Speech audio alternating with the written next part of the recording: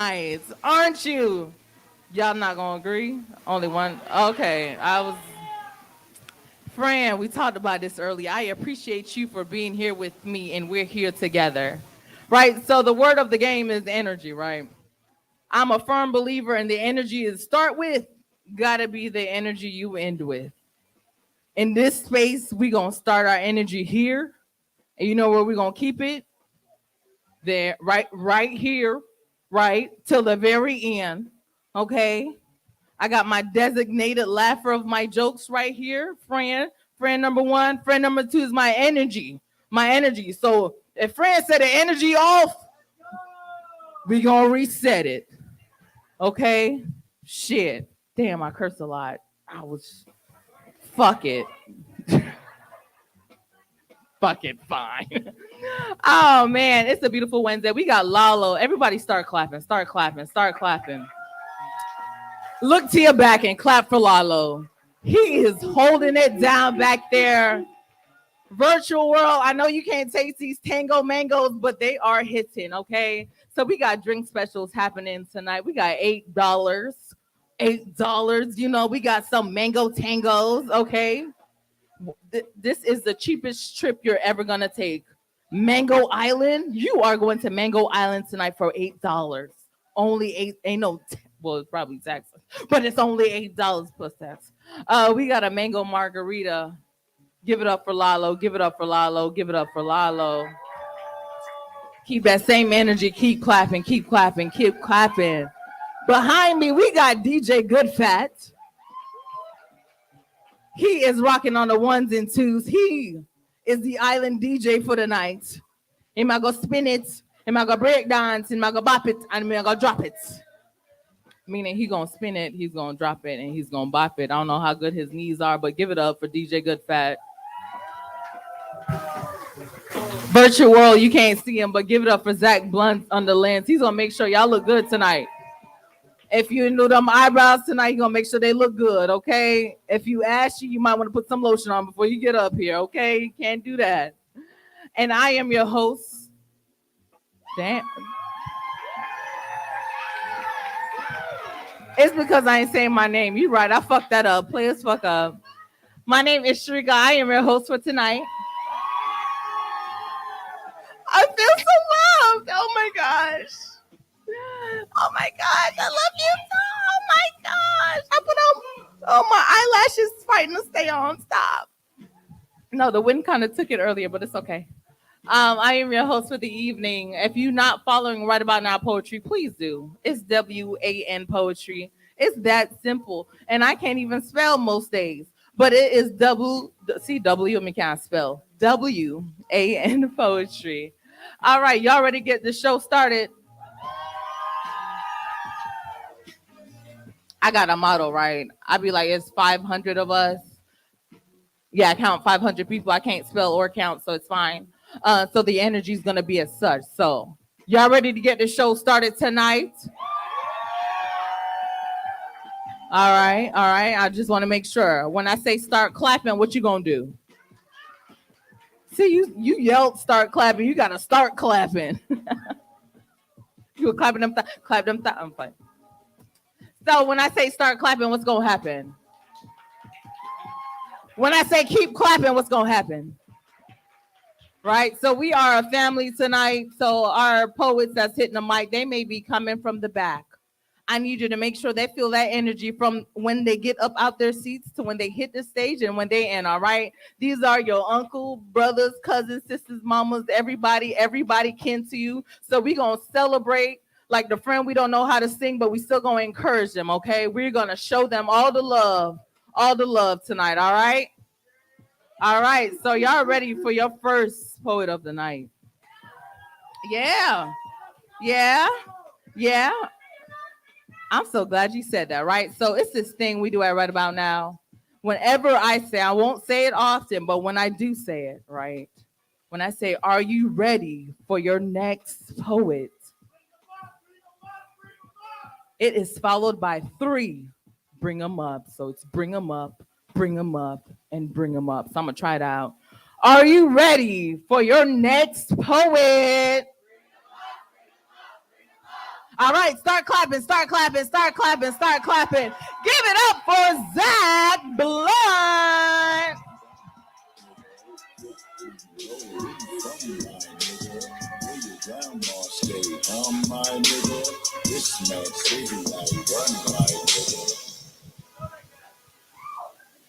How we feeling?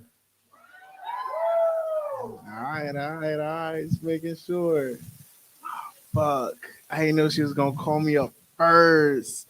Now I'm trying to think what poem I should do. Shrika, what poem should I do? Because you put me on the spot, so I'm gonna put you on Oh the my spot. gosh. So Zach got this love poem? No, that No? one. Okay. That one. How the fuck you gonna ask me some shit You and right. tell me no? You right. Do what you did at semis. Do what I did at Semi. Oh, okay. Spit that shit. I just got back from a real big. Also, by the way, disclaimer, poets, y'all not supposed to do what I'm doing. Y'all not supposed to just get up here and talk. I gotta respect people's time. I'm not respecting people's time. But I just got back from a big competition. Yeah, it was cool. It was some of the best poets in the country. I made it to semifinals. It was a 5-way tie for first place in semifinals, and the top 5 make it, and I was 6. And so yeah, that shit was like mad annoying as fuck. But thank you. Thank you. I can't be mad because there's all poets I respect and admire and look up to. So I'm gonna do this poem that I did in semis then. So my dad is outraged at the fact that most young people can no longer read analog clocks.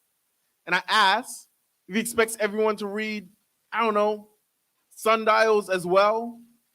When he attempts to further this argument, I do not rebut. I simply ask him for the time. He looks around, cannot find a single analog clock anywhere in sight, and it is only then when he sees my point, yet chooses to die on the hill of his generation.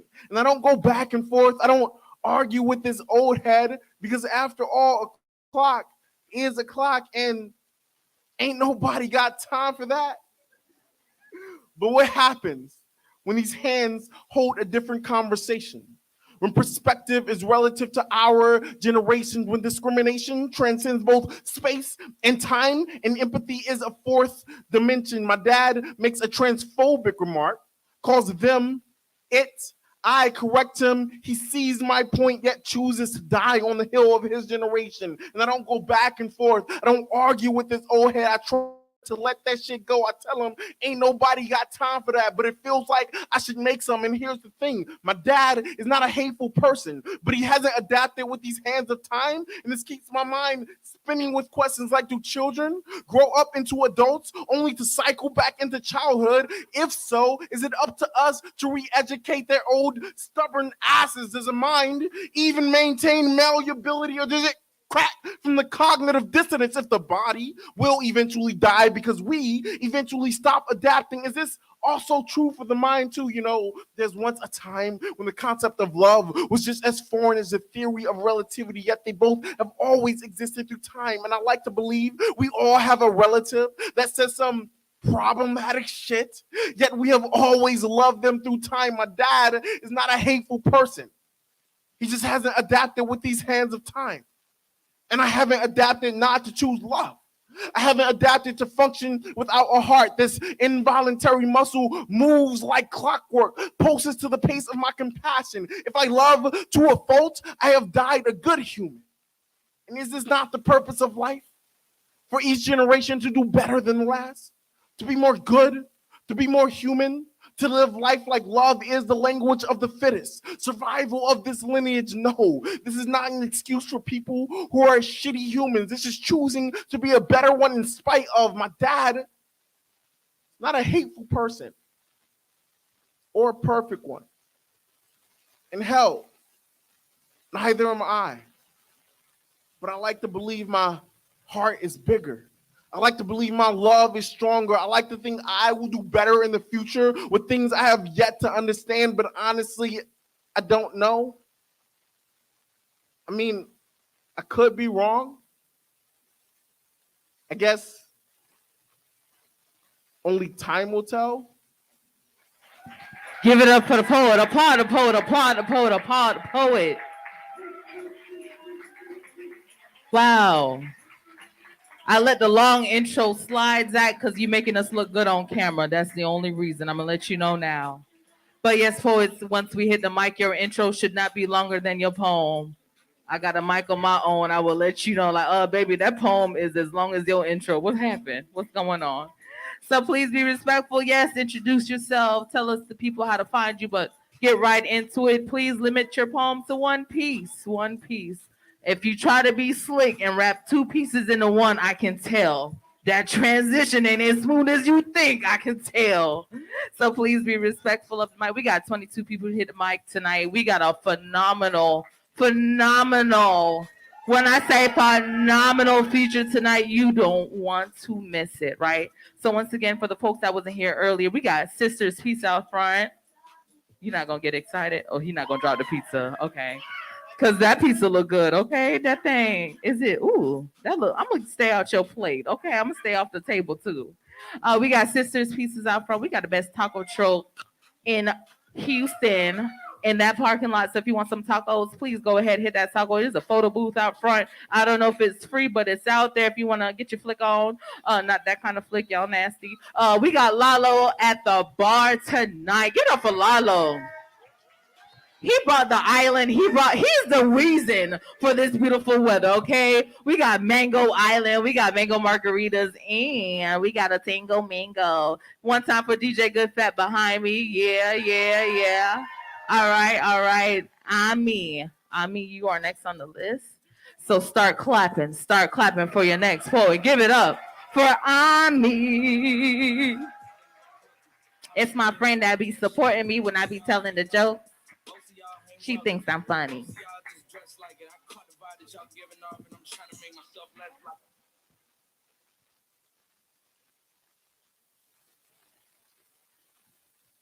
Give it up for Ami, y'all.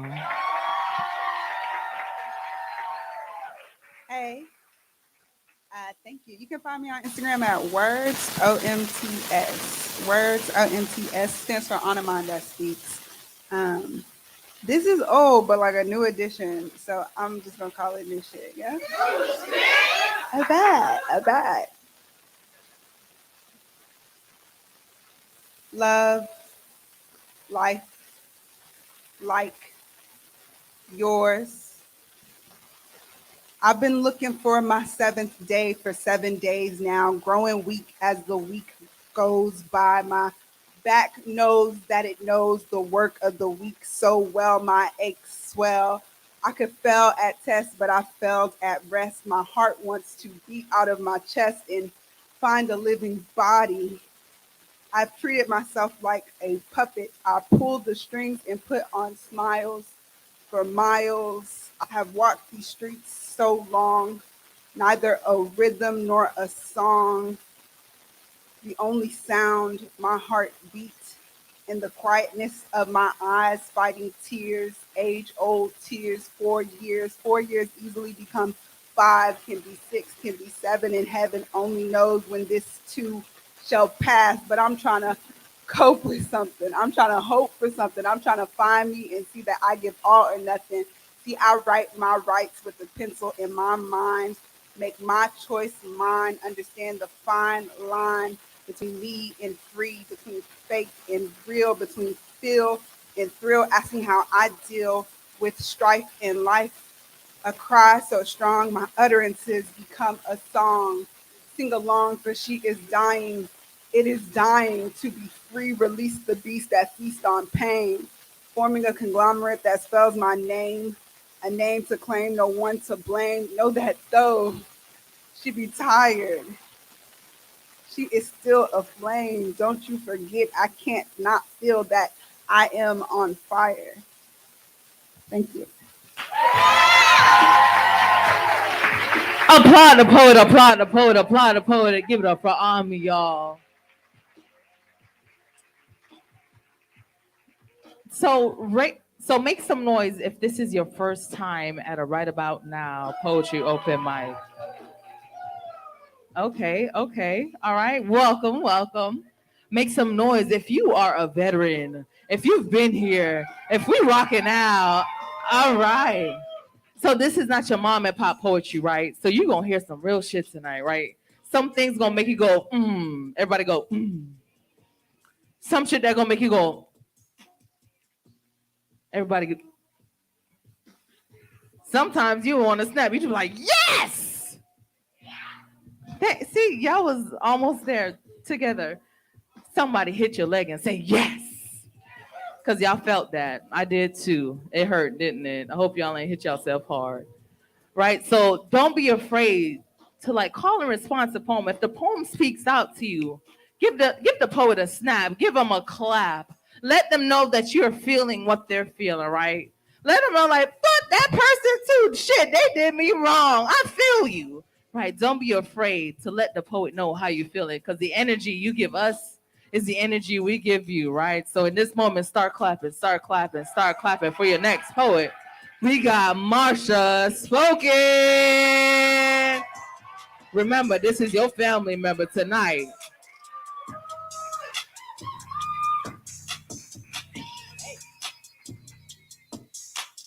Hey, okay, sorry, no ratchet. For the culture. I am a sister. Not to be confused with a sister. One has an A on the end, the other an ER. Sister, sister.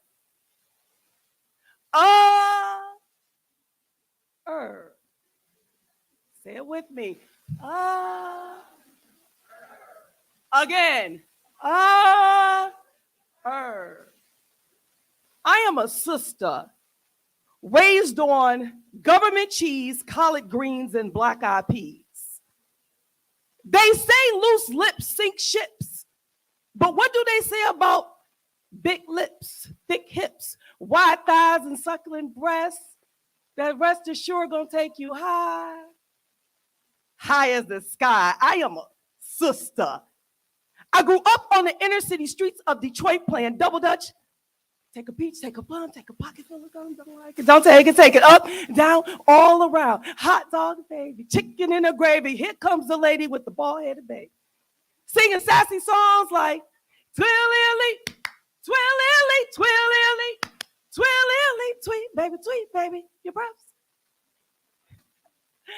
I grew up watching General Hospital on a big floor model TV.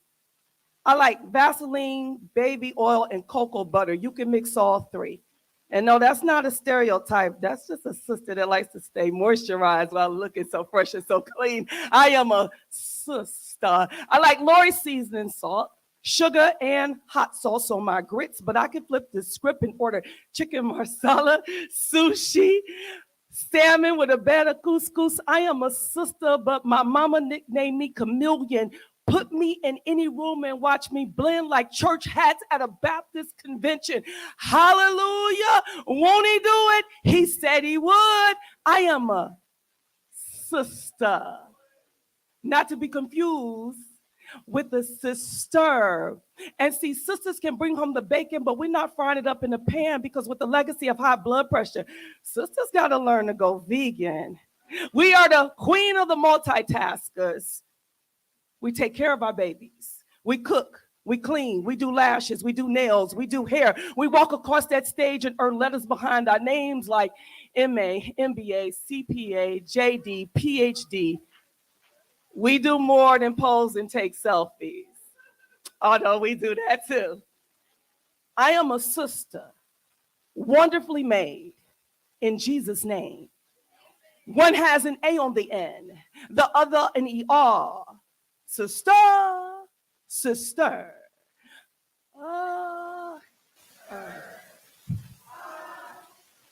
Peace, y'all. I'm Marsha Spoken. I got 2 shows. I need y'all. April 7th, it's Poetry and Kicks. Come see me for tickets. They $20. That's it. What y'all pay for, drinks and food. And then I got another all-female show on May 4th. Follow me on Instagram at MARSHA Marsha Spoken. Thank you.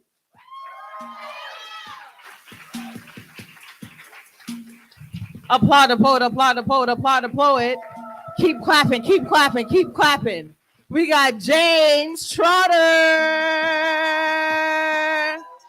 Hey, hey, keep clapping. He not here yet. Yeah, y'all gonna get a workout today. Yes.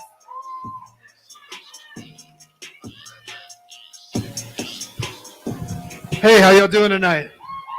So on the subject of shameless plugs, I'm headlining for the first time since the pandemic. Yeah.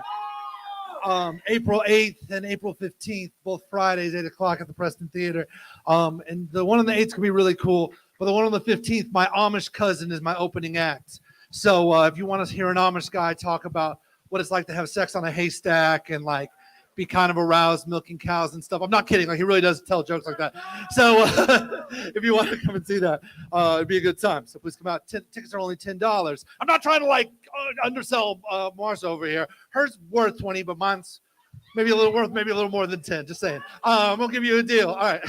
So anyway, y'all, this poem is about how, Houston, we're on the verge of becoming a poetry city, And there's some places that shouldn't even bother trying to become a poetry city, like Wheeling, West Virginia, or, like Odessa, Texas, no disrespect, or Boise, Idaho. Baby, the love that I'm offering to you, well, it's not a flower in a vase, beautiful, but will wither and die in a week. Boo, my love is not the ocean, big and vast, but salty and full of jellyfish. No, baby, no. It must be serendipity that I was born and raised on the rich plains of Idaho, because, girl, my love is a potato. Now, it may be small and miscolored and misshapen, but it's good for you, babe. It can grow deep roots. It's starchy, and without it, the Irish are fucked. Baby, my love is a potato. My love can be sliced, diced, boiled, peeled, eaten raw. My love can be made into a salad. My love can be made into a soup. And it gives you that good fat. Glad y'all caught that one. Baby, I know that dude from Wisconsin's been trying to get at you, girl, but don't fall for those cheesy lines. That dude from the other I-state, Iowa, he wants you too, but you and I both know he's straight corny. Girls are always like, ooh, I need a stud in my life. Baby, what about having a spud in your life? Because, girl, I want to take you back to Boise, dip my french fry into your ketchup packet, and let's make some tater tots. I'm not trying to say it's been a while. I could just really use some Mr. Potato Head. Because I've been done rotten in my past. Og rotten. My heart has been mashed up and had cream gravy drizzled on top of it. My heart has been cut open and then stuffed with sour cream and bacon bits. A little bit of butter on top. Baby, my love, it's not an onion. It may not have a lot of layers, but it'll never make you cry for no reason. Girl, my love is not cooking corn on the cob. It doesn't rhyme with looking at porn on the job, but it won't go through a bunch of shit like nothing happened. Because if y'all want to talk about my love is a what? My love is a what? My love is a what? You damn right. And I promise to love you, girl, with my whole body. From the top of my head to the bottom of my potatoes. And girl, I want to eat it like a mango. Thank you. On International Mango Day. I know that's right. Applaud the poet, applaud the poet, applaud the poet. Wow. You went from potato to mango. I don't know how I feel about that just yet, but it's okay. All right, start clapping for your next poet. Start clapping. Give it up for Notorious. V.I.V. Hey, I'm tipping on Vovos, riding on Vovos, tipping on Vovos, riding on Vovos. All right, give it up for Notorious. V.I.V.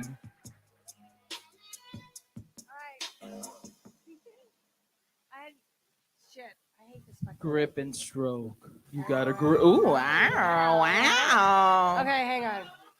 We on a mango island. It's okay. I might be. You don't know. Nobody knows me. All right. I didn't know what I was going to do. I really didn't. I had a poem that I thought I was going to do, but my mother told me it was the best one I'd ever written, and now I'm thinking twice about it. So I'm just going to read something I wrote down because I was hurting. And I don't know if it's a poem. I don't know if it's just rambling. I don't know what it is. But here it is. Friday evening, finally. What a fucking sad and painful week. I truly feel like I'm the victim of a violent crime. Those two men beat me and degraded me verbally, and in their entire demeanor towards me, it was snide, aggressive, intentionally cruel, disrespectful to any person. Even my parents would have been wrecked by the abuse heaped upon my head. My soul is tired, my heart empty, stomach sour with bitterness and bile. I feel violated and emotionally because their words and actions don't match my memories of them. Our relationship feels like it was all one big lie.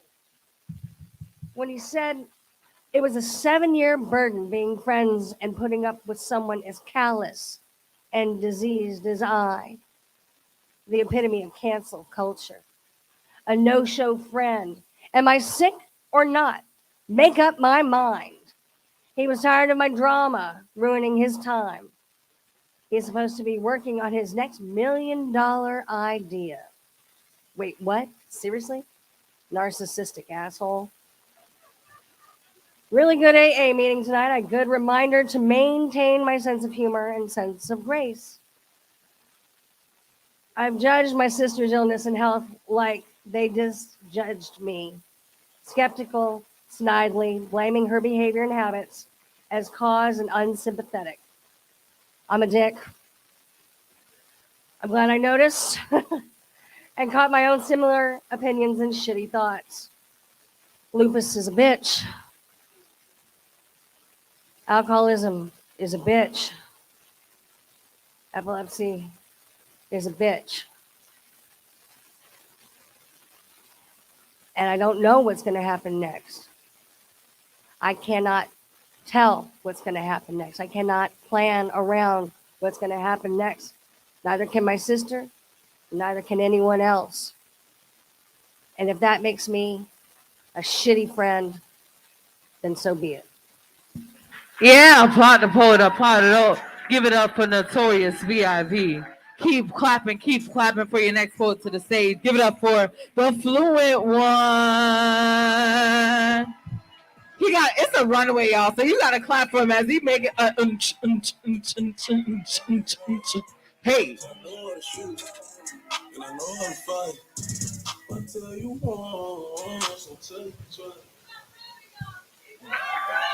You got a grip and stroke. Yeah. Well, thanks. First of all, you just not gonna walk up in this bitch and not tell us it's your birthday. I mean, it was Wow. It was part of the intro. My bad. Everybody say So happy yesterday birthday. was my birthday. I'm 38 years old now.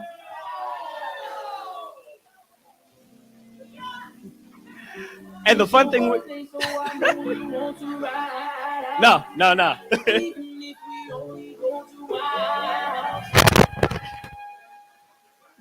I did cook for myself, but no. On birthdays, I do like to reflect on whatever milestones or things that have changed and perspectives and whatnot. Yeah, and so this last year has been kind of rough. I lost one of my close childhood friends, and someone else that I really cared about, one of my other closest friends, and both of them to suicide. And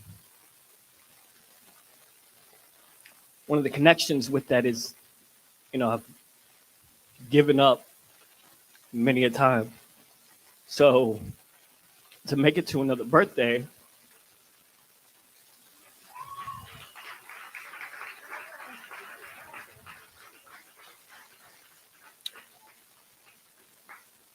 is grateful. So I'll do the poem I wrote for birthdays. This is for all my siblings present and those that are not.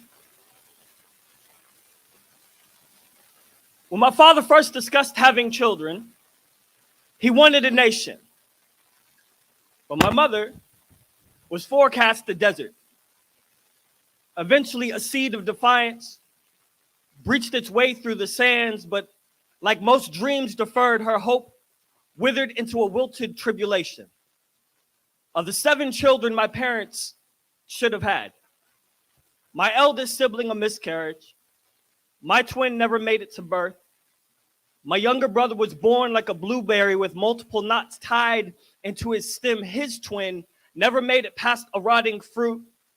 There was a sister that should have had a name, and my baby sister, doctors thought she would be mentally challenged, but she graduated college the fastest, and with the highest GPA of us 3 Sahara famine survivors, my father's vast nation is more like a war-torn village.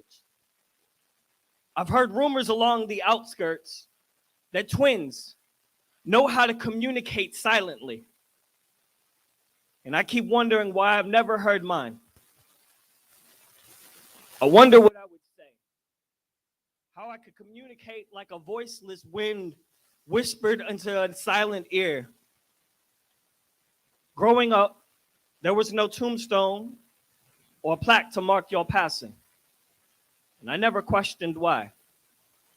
So can you call it survivor's guilt if the war is never documented?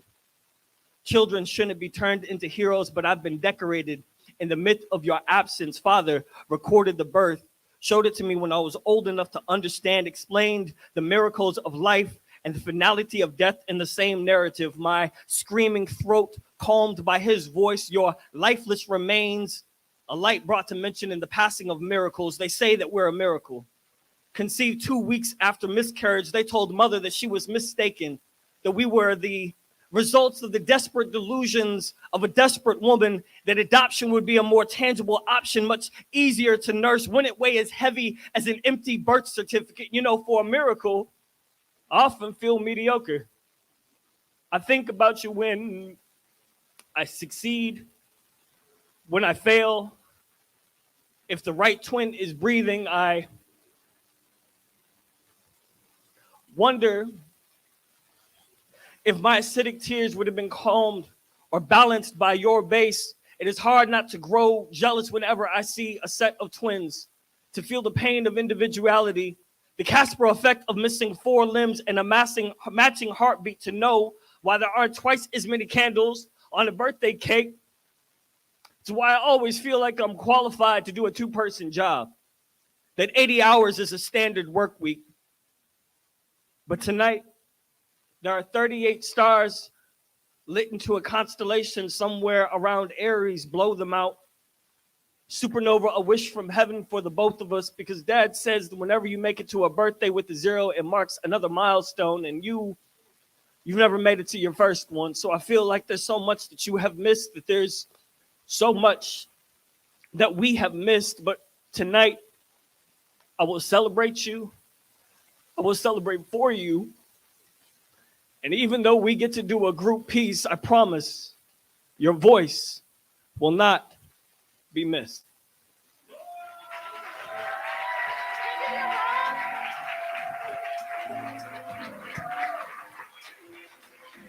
Applaud the poet, applaud the poet, applaud the poet. That was beautiful. That was beautiful. Happy belated. All right, keep clapping, keep clapping, keep clapping for your next performer. Keep clapping. Give it up for Fortune. You know, Fortune got to make his dance, the runway thing. The shoulders, shoulders, shoulders, and walk, walk, walk, and clap, clap, clap, and walk, walk, walk, as you clap, clap, clap, and walk, walk, walk, and walk. Thank you. First of all, new shit. Second of all, y'all want to play a game? I don't believe y'all. Never mind. I said, would y'all like to play a game? I still don't believe y'all. Never mind. Would y'all like to play a game? Okay. Let's play a game. It's called Don't Fuck Up My Name. It's a shame how people mess up this game, but the rule is still simple. Just don't fuck up my name. Y'all repeat it. Don't fuck up my name. My name is a generation line of royalty. Lion King is not a movie, it's a reality, as if the word chief just belongs with the word Ikena, as if this is a birthright, without knowing that this is not a metaphor, it is literal. Literally hearing it from night to day, and if you don't know how to spell my name, it is Ikena. Have you learned how to play the game? The rules are simple. Just don't fuck up my name. My name is fortunate to be here. Get it? Unfortunately, running out of time like TikTok, so I make TikToks to live a little. My mind is fortune teller like Fortune. Tell her that black women are the angels formed in the form of Rosa Parks, Sandra Bland, and your sister Abigail, because Abigail, you know how to play the game. The rules are real simple. Just don't fuck up my name. My name is a bridge between two cultures coming together as one, as if it is a family reunion, and they don't fuck up my name. My name is many colors, living to everybody's expectations until my own, until I reach the mic and realize that my voice matters right about now. See, my name is not a poet, it's a storyteller. I just so happen to know how to rhyme because I read a lot of Dr. Seuss books. My name is a one-man show performed in Hamilton by me in the shower. My name is love, like spicy ketchup love. My name is Fortune Chief Ikena Owanali, and it's too great for you to fuck up. So if you know how to play the game, can I get a hell yeah? If you really know how to play the game, can I get a hell yeah? And for those who don't know how to play the game, the rules are real simple. Just don't fuck up my name. Give it up for the poet. Give it up for the poet. Give it up for the poet. Don't fuck up his name, y'all. Don't fuck up his name. It's Fortune. Don't fuck it up. All right, keep clapping. Keep clapping. Authentic deception. You are up. Keep clapping for the poet. Keep clapping for the poet. She's not here yet. You want to bum bum? You want to? Hey, you want to roll with the big boys? Give it up for authentic deception. How y'all doing? So I did my poem called Vomit, and people thought that it was a little harsh, that I don't like black men. Well, I'm here to tell you, I love black men.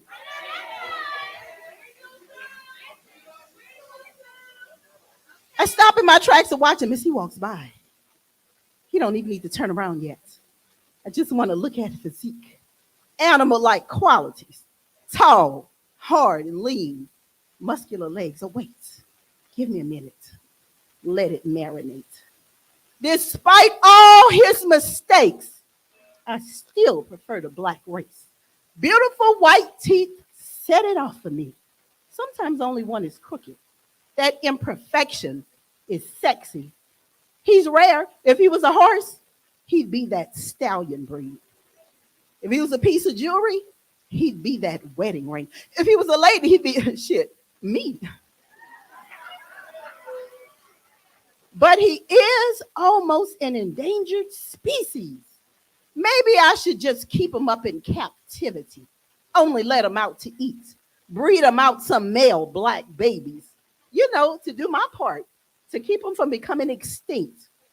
A black man does it for me. He towers over me. Even in my 4-inch heels, I only come to his neck. Flat feet, I come to his chest. That's a good fit. And at 6'1", I love to see him with a son. A miniature him. He looks just like him too. And when he was born, the lady doctor said, "Ooh, will you be there for him? Because he'll need you." And the brother knows how to handle me culturally. He's not put off by me being pissed off. He's not bothered by my sass. And I can't pass without him patting my ass. I love that. That's a black man's claim. And he knows there's an art to it. First, I have to be slightly pissed. Second, when I walk by, he can't miss. Third, he fans his hands just right. fingers slightly apart, palms vaguely cupped. Pap. Then he watched what he's just done. He made my ass move, not to mention he made my heart jump. Then he looks at me like a little boy scheming, eyes raised and lower chin, or like a grown ass man with confidence. Yeah, I did it, and I'll do it again. Once he says I got this, I'm happy to submit.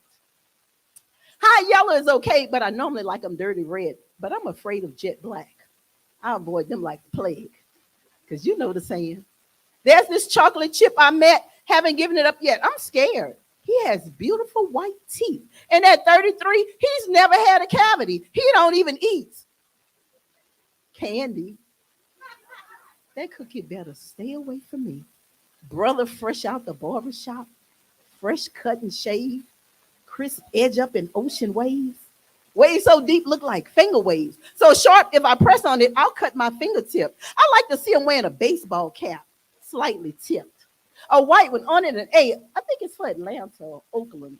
But what I know, I don't watch sports, but I watch him watching sports like it's a sport, like bird watching with my binoculars. So if you see me staring, don't be offended. It's aesthetic looking. It's just for the beauty of it. See, I love black men. And I like the way he sits with his legs wide split, watching the game and talking shit.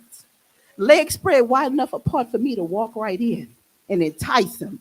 Me a basketball. But know this, under this big t-shirt, nothing at all exists. See, in sports, that's what they call an unfair advantage. And when he chooses me over the game, I'll let him have both. I love to see a black man win. I'm just securing my position. And I like his laugh. It's not jolly. It's just enough to let you know something's funny.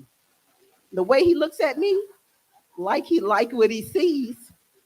I wonder what he's thinking. Probably something naughty. Then I'll start to think something naughty. Then I'll probably say some crazy shit, like, let's get in the closet.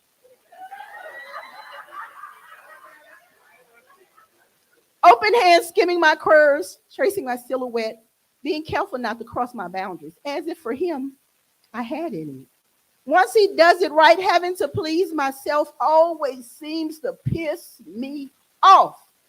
I love a real black man, but if I see him, I won't approach him because he's looking for me too. I'll wait till he make his move. Peace. Give it up. Wow. Ooh. I feel like I should be talking to a sexy voice. Give it up for the poet, authentic deception. Keep it clapping, keep it going all the way from the back. We got 9, the poet, coming to the mic. Keep it clapping. As he walked to the stage. I don't know why I'm talking like this. I feel like it's fitting. You in the online world, are you okay? We got 9, the poet, coming to the mic. Why y'all stop clapping? I didn't tell y'all to stop clapping. You're not here yet. What's going on?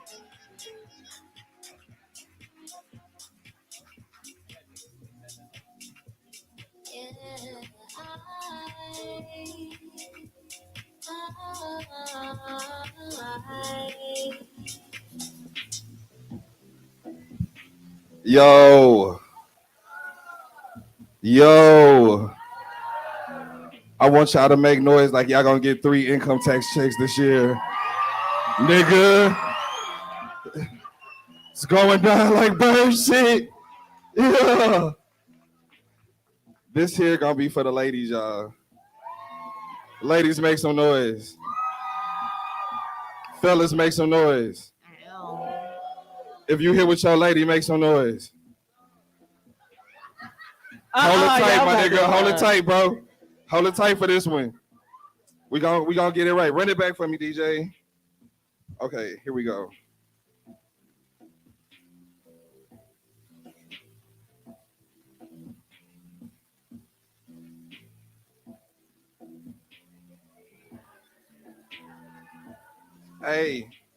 Hey, little mama, you looking cute. And if I gotta pursue you, then I'ma do it all night with me. I never go left. Yeah, all right. Got my attention, I'm our eyes, your star player like franchise. You're so fine at to take the time to let you know that your boy see you. Brown skinned mocha honey's chocolate covered diva. Make me forget these other bitches like I suffer from amnesia. Make me forget these other bitches like I suffer from amnesia. Okay, my name is Nine. It's nice to meet you, but my homies call me Grace. I done seen a lot of things in this world. Nothing like your face. Not sweet as pie, your cake. Please don't leave, girl, stay. I hate to see you go, but I love to watch you walk away. Never mind your hot ass summertime in the south. If any nigga is talking dying, I'ma bust him in his mouth. Check the lingo. You're fresh and clean, no. You got me ribbing like a El Camino. Hot as jalapeno. Popping, I want you. Ain't no other options. I ain't worried about these other boppers. I'm just trying to get you with me, like macaroni with cheese, like lights in the city. You can never turn me off. Like the Energizer Bunny, you can never turn me off. You dig? You're on my mind like Brace. I'm on your mind like Wigs. I'm on the grind like Bay. I'm trying to make it big. I'm on my shit like Stank. I hope you get a whiff. Top 10 things in this world. You number one on that list. Like, hey. Hey! Applaud the poet, applaud the poet, applaud the poet. RC Lee, you are on deck. Next up, keep it going, keep it clapping, keep it clapping. Christopher Allen. Christopher Allen. Christopher Allen. Hey, and model, and walk, and walk, and walk, and walk. Why y'all stop clapping? Y'all keep stop clapping. We had an agreement when we started tonight.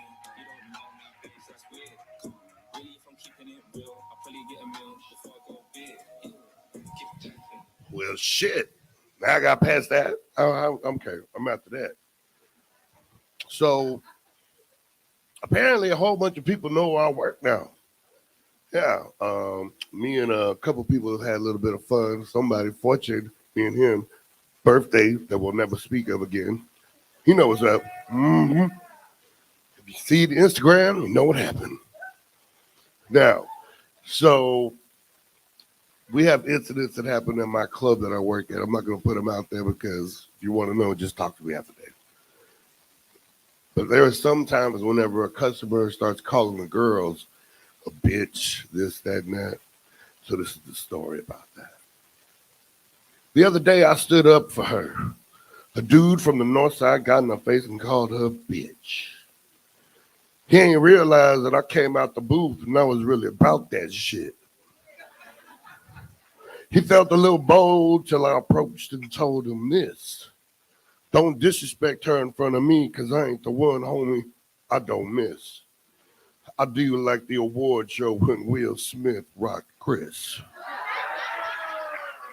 Uh-oh, he going there? He gonna really stop him? Who gonna really stop him? Keep her name out your fucking mouth because this Chris rock hymns. Old school style like Eric B. and Rakim. It's been a long time coming, but I'll step up when it comes to all of them. Whether you my woman, significant other, or just another friend, because in the end, I provide and protect. Believe that, I'm going in. My shorty vibe what? My shorty vibe tight. And to me, she has no flaws. Loves how I treat her right and makes moves like she a boss. She can step in any room she see and really set it off. Sweetheart, she booked smart and street smart. And I knew she was my type since the very, very start. Only she real feminine, just kind of double dipped in Sasha Antoinette sauce. So I give her the applause, celebrate her intellect, give her anything she want, because with me she get respect. No need to interject, our space is intimate, blindsided by those eyes, those galaxies infinite. When we first met, I used to be like, how much meaner can she get?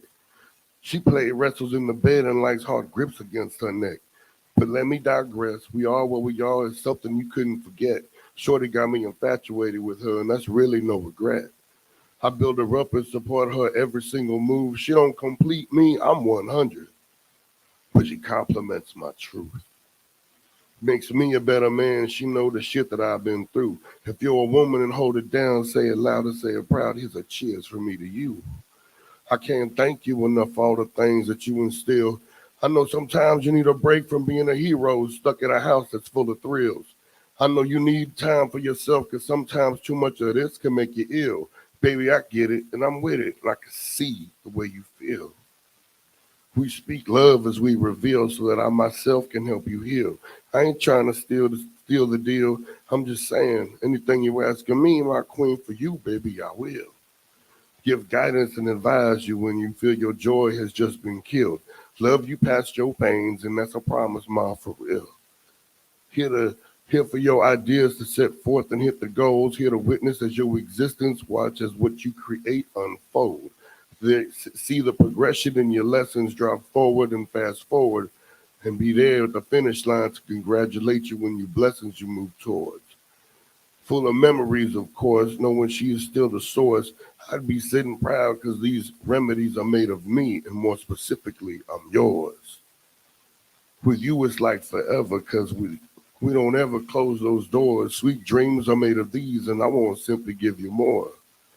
So once again, here's to you, my little Sade, mad at you, my sweetest taboo, my overcompulsive Amazon ordering ghetto queen with a couple screws loose, my caramel macchiato with a little extra drip that want to say I'm a dangerous type of love that she can't get enough of big daddy shit. You are more than just enough and you matter just to me. You are love beyond my words and I celebrate you for the woman that you've come to be. To the one that captivated and shares these energies, I appreciate you and everything you've done for me. I hold you high and praise the goddess that is you. That's right, double shot of 1942. Here's a cheers for me. It's you. Woo! Give it up for the poet. Applaud the poet. Applaud the poet. Serotonin, you are on deck. Serotonin, you are on deck. Keep it. Hey, keep that same energy. Keep clapping. Keep clapping. Give it up for R.C. Lee.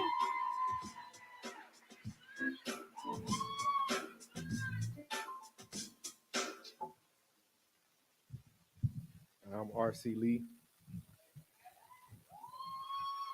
I host community meditation every Sunday. So if you went to that, come get your zens right, man. Life be having a whole lot of shit going on all the time. You need a time to just yeah.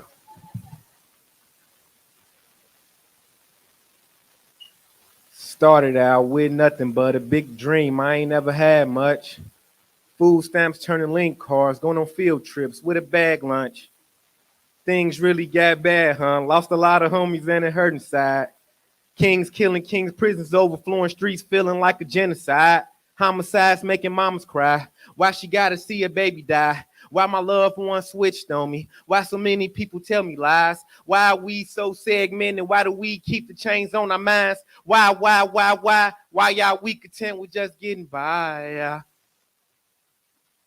We perish from the lack of knowledge.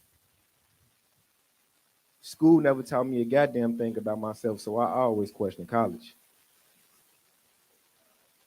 You felt that one? All right. I never needed the Pythagorean theorem. I needed group economics. You felt that one too, did you? I needed some black history that predated the transatlantic slave trade. I'm just being honest. You felt that one too. She feeling everything. Shout out to her. I needed some black history that predated the transatlantic slave trade. I'm just being honest. We need to be educated on the difference between assets and liabilities. We need to stop blaming the devil for all our shortcomings and get some motherfucking accountability. We need to eliminate all the envy, jealousy, hatred, and hostility that we have for ourselves so the future generations can have some peace and tranquility. Y'all ain't really hearing me. Y'all hear me? Y'all hear me? Y'all hear me in the back? So what is it going to take for us to come to the realization that we are royal priesthood and the builders of all civilization? You see, at some point, we was bamboozled. Look at us now, self-annihilation. We can't have real organization because pride, ego, and self-gratification. But I'm done being patient. No longer can I sit back and watch my people stay mentally in chain. But in order for us to change, we must transform and break free from some of our self-destructive ways. If you invest in conquering you, watch how much you start to get paid.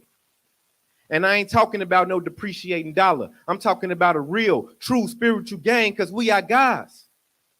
And all of the power that you need is within. Listen to me, my friends.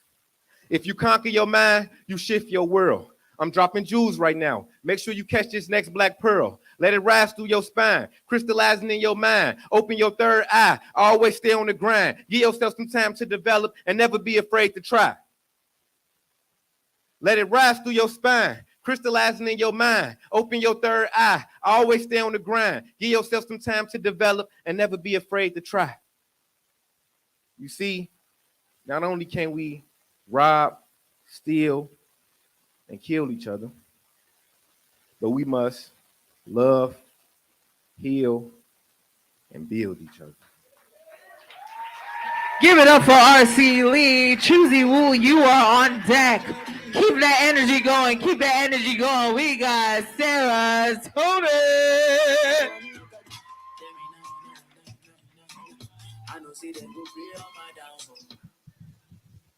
New shit. This poem is called Cactus, and I'm reading it out of my very first book.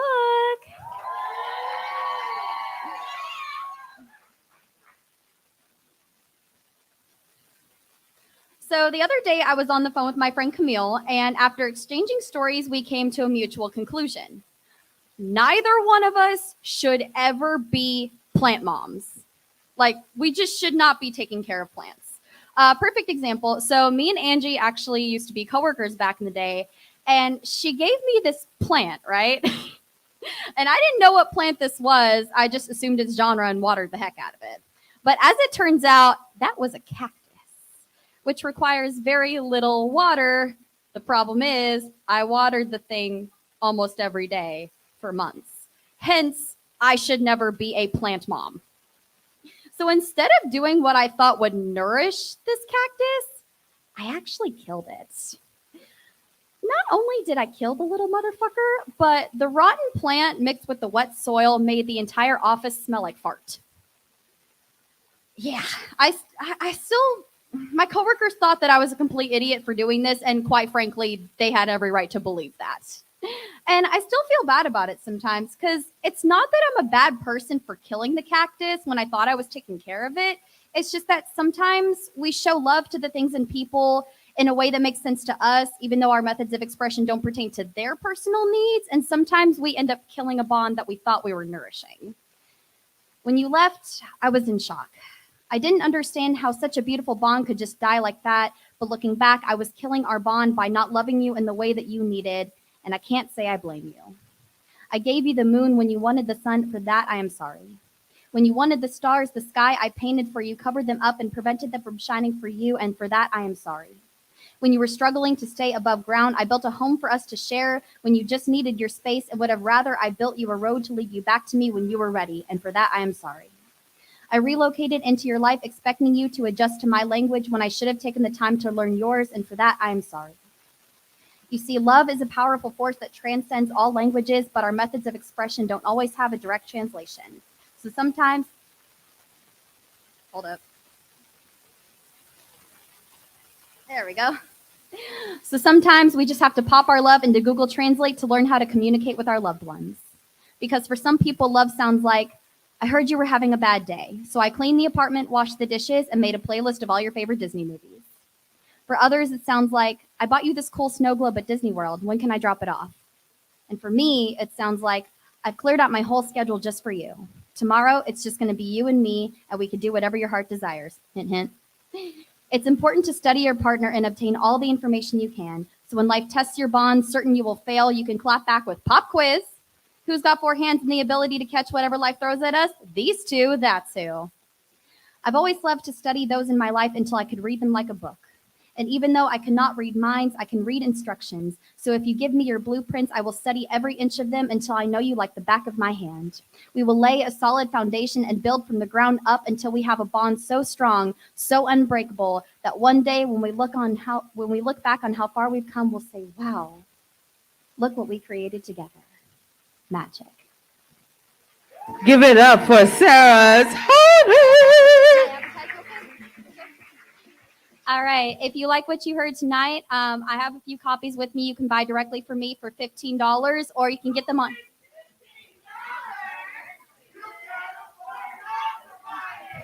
The fact that that's being said and it's my book is giving my ego like such a boner right now. Like, talk your shit. And it's also on Amazon for $15.99 plus shipping. I will have the link in my bio on Instagram, Serotonin621, SARAHTONIN 621. Thank you guys so much for all your support. Applaud the poet, applaud the poet. On deck, we have Mason by Monte. Up next, wait, hold up. Fran, what's happening? The energy, you my energy parameter. What's going on, Fran? I don't know. You off the island? All right. All right. We're going to reset the island. So Lalo in the back got $8 islands. Yes, you could go to a whole paradise for $8. Man, go island. Get it? No? All right, cool. It's fine. Y'all hate it. Thank you. All right, so start clapping for the next poet. Start clapping. I need the energy. Choosy, whoa. Choosy not up here yet. Keep it going. How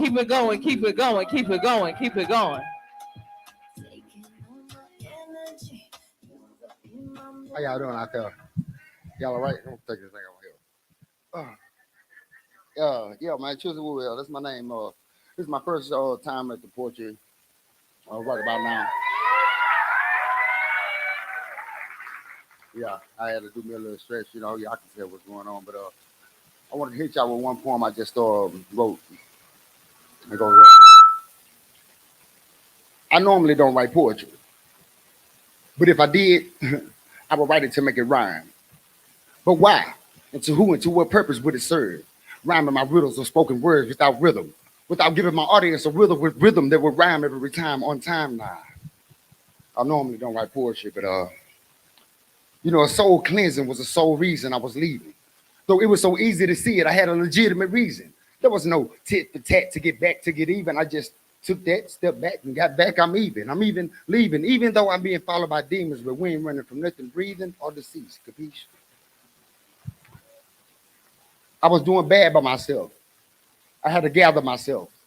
Went to battle with self and didn't have to ask for no help. I Euro stepped. I went left. Were you preparing yourself? No. Yeah, I got it. Hey, yeah. That's my first time, man. That's all I got for y'all tonight, man. Y'all be blessed. Applaud the poet. Hey, poet, you almost took my whole lighting down. How my eyebrows supposed to stay on, baby? Ooh, child. Yeah, my eyebrows, they mine. They are. All right, so on deck we have Camille Marie. Up next, start clapping for Mason by Monte. Oh, you gotta swag it up here, Mason. Oh, hey now, hey, and two-step, ow, ooh. I'd like to thank DJ Goodpat, aka Nico, for inviting me out to this. This reading is dedicated to Alice Alsop that started this event 12 years ago. All these beautiful people out here in her memory. She's not with us anymore, unfortunately. This is dedicated to her. 2 very short poems that are shorter than everyone else's single poems. I'm gonna watch your transition. You can watch. Uh-huh. This one is called Baptism of Ice. It was when I was living in Boston, Massachusetts. Those evenings were cursed by crystal, curating makeshift corridors of snow. From above, it was a blueprint lined with thick globs of white paint. In the park, the screaming of an infant frozen midair, a caption to a gash preceding the rebirth of lilacs. We counted the lifeless branches, convinced no amount of violence could split the light, despite the flittering of sunbeams refracted into our eyes, blinded by this baptism of ice. The infant screams twice, its breath a bouquet of lilacs, violet in the ice-refracted light.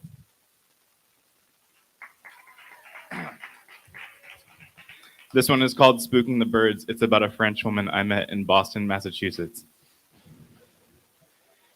I saw it just as it was, one continuous mistake, laid out before me like a line leading straight to her bed. The space between our bodies grew thin as the glass that was her floor. Those hazel eyes gazed promise that the floor would sustain our weight. And as she laid me on my back, the floor cracked. Clouds of blue birds burst from shattered glass, and in the shadows cast by those clouds, I asked, "Why did you do that?" "I didn't do a thing, babe. You spooked the birds." Applaud the poet, applaud the poet.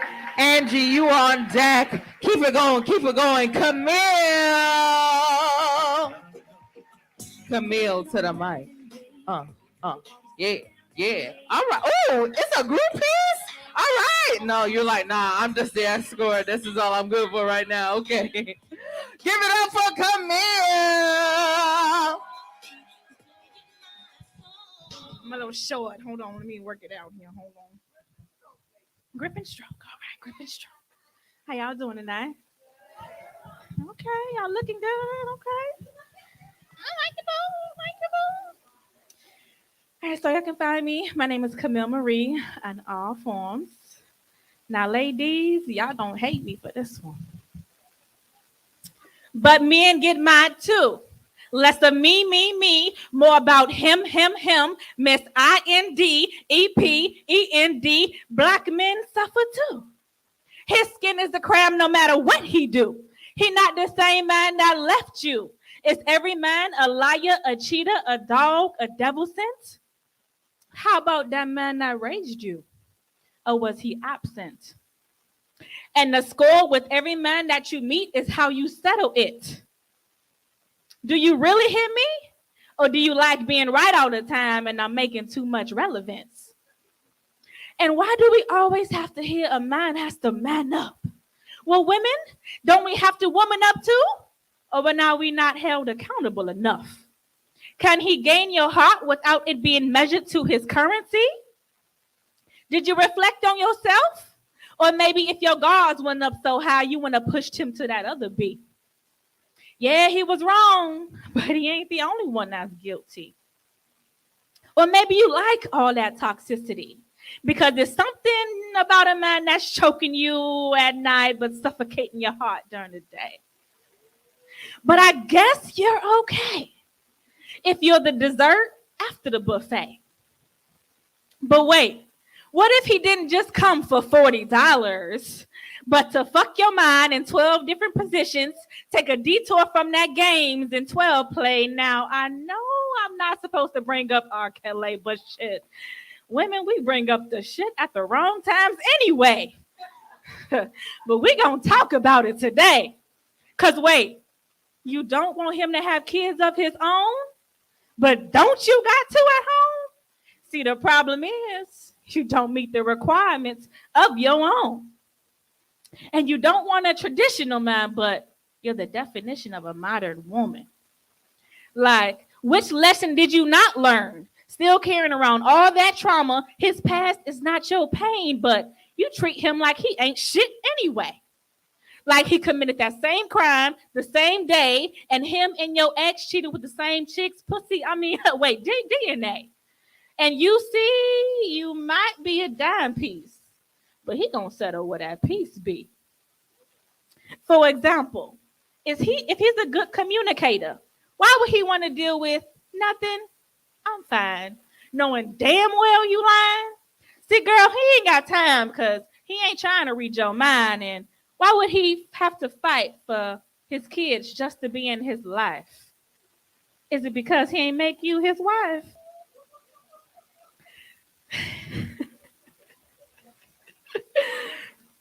But see, you should have thought about that before you open up them thighs and let him come up inside. Because what if he just wants to come and build and love and restore, shooting for that high score? So trust me, ladies, he's out there looking too.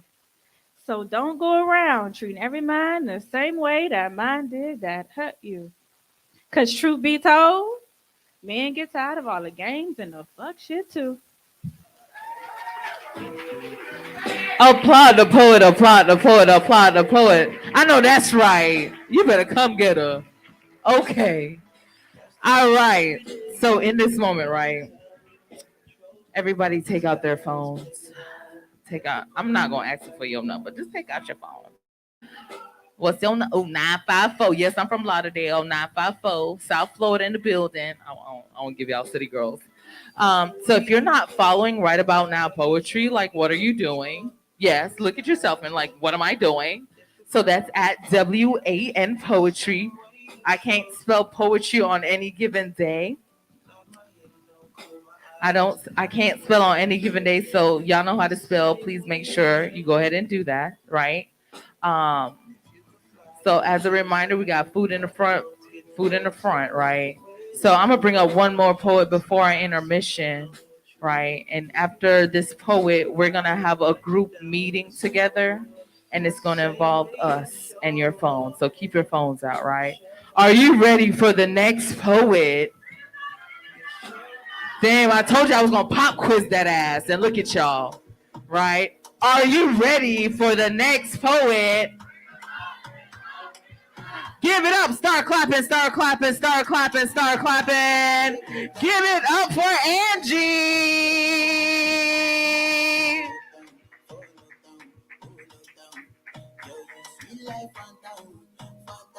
She's not here yet. Why y'all not still clapping? What's going on? We had this conversation.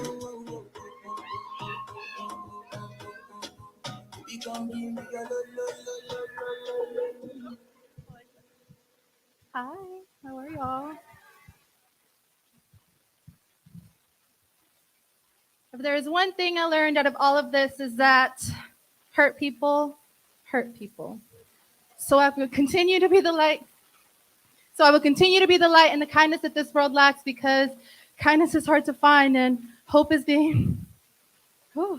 I always get nervous on this mic. Oh my God. If there is one thing I learned out of all of this is that hurt people hurt people. So I will continue to be the light and the kindness that this world lacks because kindness is hard to find and hope is being able to see the light in the midst of all the darkness. I will continue to be the hope for myself and others. I will continue to be the light for myself as darkness overcomes me. I will continue to look up at the light even though it's hard to see. I will continue to smile even though it hurts to breathe. I will continue to laugh even though sadness flows down my eyes. I will continue to pray because my strength alone is never enough. I will continue to be gentle even though my thoughts are beyond gentle. I will continue to pick myself up and will not let this ugly, manipulative, crazy, wild world consume me. I will not let it break me. I will not let it define me. I will not let it change me. And I will not let it destroy me or my future or the wonderful person I am going to become. If meeting me meant anything to you, then I hope you learned one thing from me. In this world, it's easier to be the darkness and lift others up. It's easier to be the light than lift others.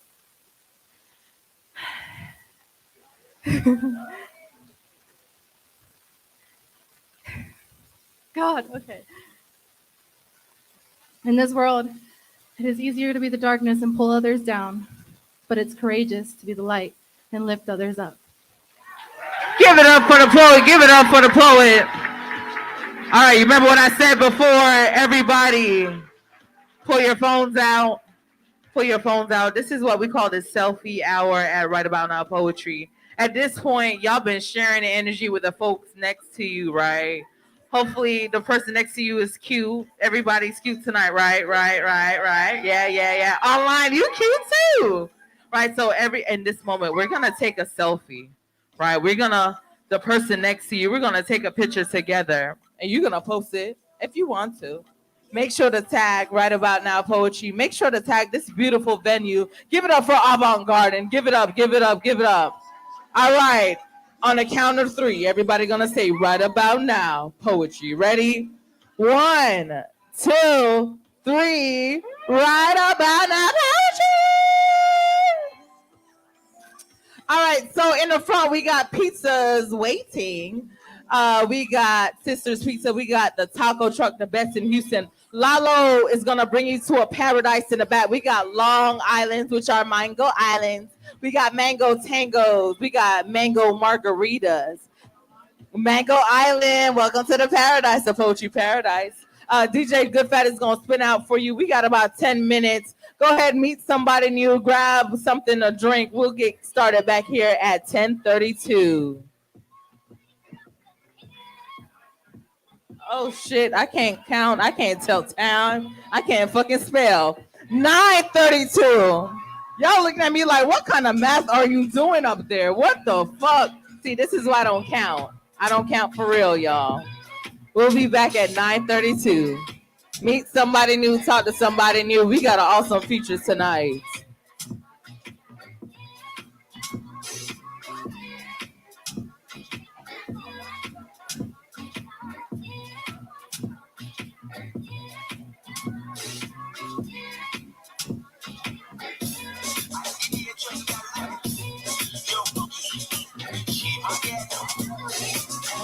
Shoulders, knees, and toes.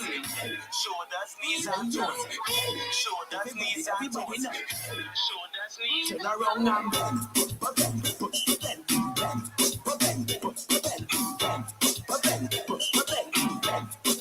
Wind to the ground for your bend. Put on the towel and bend. Every girl for your bend. Bend it up like a if make your head touch your knee. Why not go round like you a journey? Make it tick like a clock. 1, 2, 3, back it up in the ground. Everybody say, cause you know fi bend over. Right for me by, put your legs over.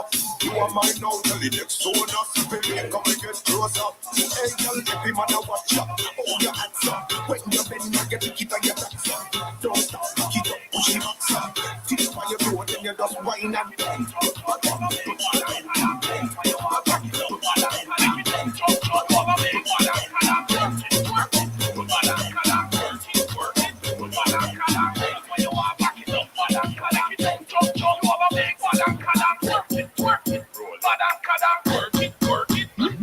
Come a bounce from the left to the right in the party. Some a Benz body, some a the girl them a Bugatti. Drop it, this, drop it, yes. Corn star wine, so them girl a do it not.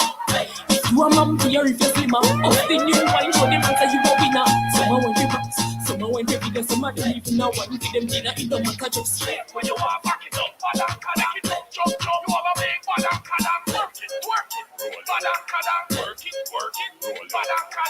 When you want back it up, badanka, it up, jump, jump. You have a big badanka, work it, roll, badanka, work it, roll, badanka. And I watch girl like a movie. Some are veteran, some of them are newbie. Girl a bubble in a time, bubble and a wine. Why your waistline it's so goofy? And I have a shot like a groupie. I just is working cool, they pan beauty. Girl back it up, give him up to the real girl. Show me and tell you look like you fit. Shape when you are back it up, badanka, it up, jump, jump. You have a big badanka, work it, badanka, work it, badanka, work it, badanka, work it. When you are back it up, badanka, it up, jump, jump. You have a big badanka. When you are back it up, badanka, it up, jump, jump. You have a big badanka. When you are back it up, badanka, it up, jump, jump. You have a big badanka. Bring all your friends in. Hey, hey. Everybody drinking. Hey, hey. Who cares what they're thinking? Hey, hey. Spiff. Everybody sing on. Oh, we don't have no behavior. Total disorder. Don't cross the border. Don't cross the border. Bartender, hurry up with the order. Oh, the whole place gets turned over. Can't play my second free powder. Everybody know every time we touch the stars. That's for sure. Fine, yo, holla, pull up. Fine, every wash it.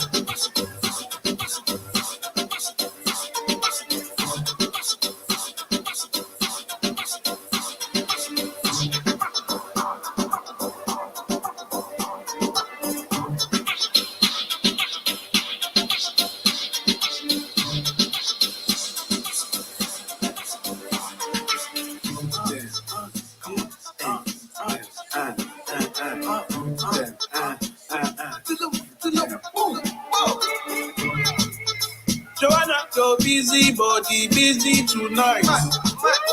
Joanna, taking on the dummy tonight. Joanna, your busy body, giving me life, oh, hey life, hey. Why you do me like Joanna, Joanna? Why you do me like Joanna, Joanna? How you gonna do me like Joanna, Joanna? Hey Joanna, Joanna. Like how me have 22 in a me something. Then I feel so forget the next dozen food. Press trigger, me no press people button. Nobody chat come face me with something. Like how me have 22 in a me something. Then I feel so forget the next dozen. Anytime you ready for the pussy start war. See who love is spread it out to one guitar. See who love is cheat like some play from car. Anytime you ready for any kind start. Man not two take no land speech from the car. Say you want to bust it when you ready you fit charge. The way you fit do and make sure you're bullseye. I know you miss your all around so I cry. You when man a bus come to sing like a vibe. Then of them drop me not still satisfied.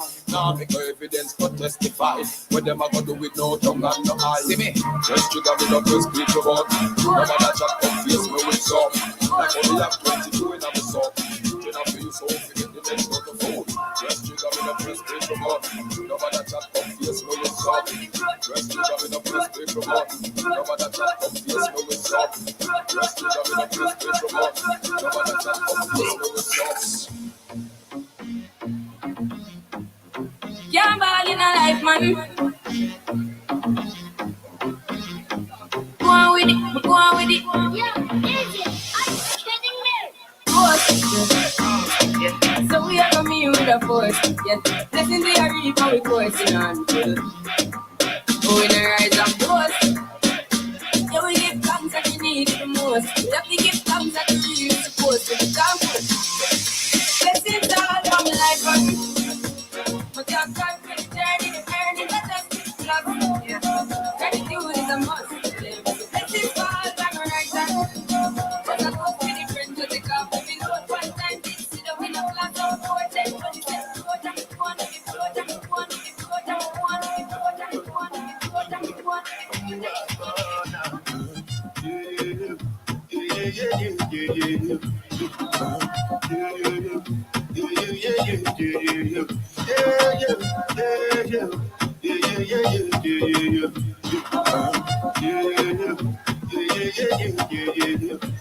This one I graduate to the job,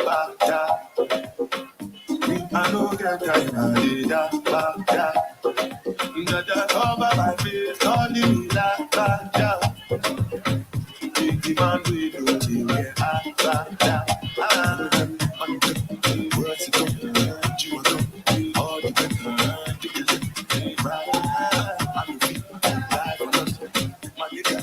what's it going you are all the my nigga, what's it going you are all the together, right, I don't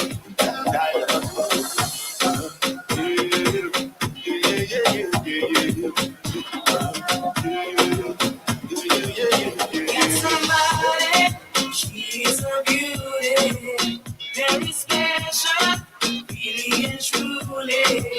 Take good care of me, that is her duty. Walk by my side, night and day. Don't let it go, no, holding back, because you are my lady. When I'm with you, it's all I like. Girl, I'm so glad you made it.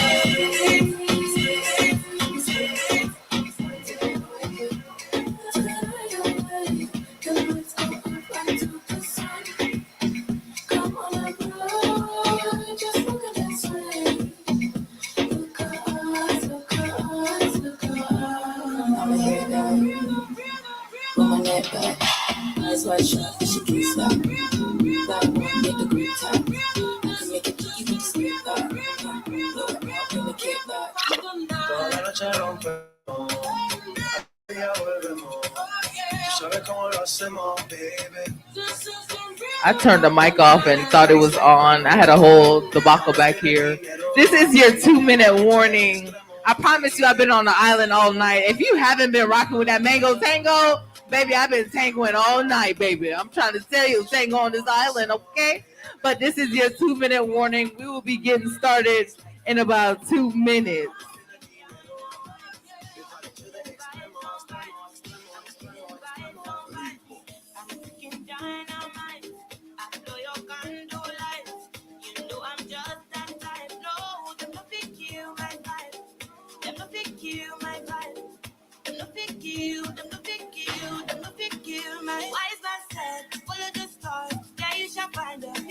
Once again, this is your 2-minute warning. Phil the Poet and Freddie the Sage.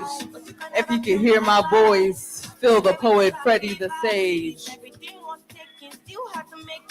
Vibe killer, me I no go take shit. Vibe killer, that is somebody that protect my energy from your bad around. Now my pastor say I be my healer, everything I desire. I go to see my rhythm, flow like a river. If you get your walk, come on, go and sit down. I go just para, come on, my jigger. I go just follow my lead. I'm feeling vibes on vibes. I'm a ticking dynamite. After your condo life, you know I'm just that type. No, it's not fit you, my vibe. It's not fit you, my vibe.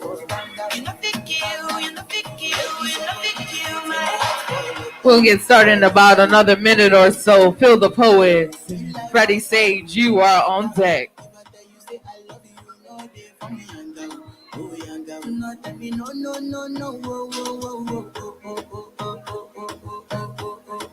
Baby, come give me your lo lo lo lo lo lo lo lo wo wo wo wo wo. You got me like wo wo wo wo wo wo wo wo. Shawty, come give me your lo lo lo lo lo lo. All right, we about to get started here in a minute. Make sure to visit the bartender.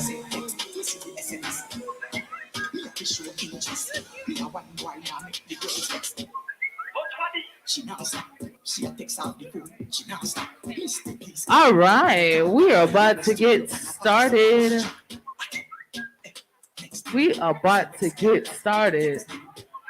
See, we've been on the island all day, and I'm Jamaican as fuck. And DJ Good Fat want me acting up, but I'm not. I'm not though. I might. Y'all ready to get this show started? I don't believe it. Y'all ready to get this show started? Can I kick y'all off in the second half? Yeah, I can. Y'all not ready. Y'all ready to get this show started? All right, we got Phil the Poet and Sage on deck. I'm gonna kick y'all off. Can I kick y'all off? I don't hear enough of you. Can I? All right, let me do that shit. Give it up for your host. Oh my gosh, can I do something nasty? Yeah? Y'all ain't sound too sure. Can I do something nasty? Oh my gosh, thank you so much.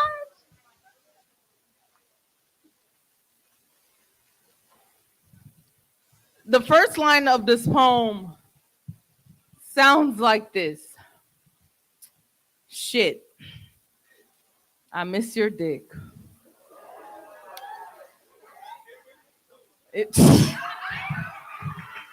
You wildin'.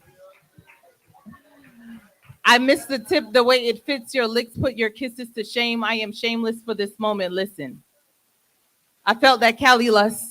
Our bodies were tectonic plates grinding against each other, earthquake heartbeats. You stroked this house, broke down my temple, my wall shook, my body hooked. There was a brook in between my legs, shallow but wet. You swam and drank from my stream. There are nights I feel your breath pressed against my ear, the pull of my hair, the kinky things you did with your tongue, how I hung over the edge of the bed. You smacked, we gripped, we smiled, we kissed. We almost mistake this for making love. It's lust.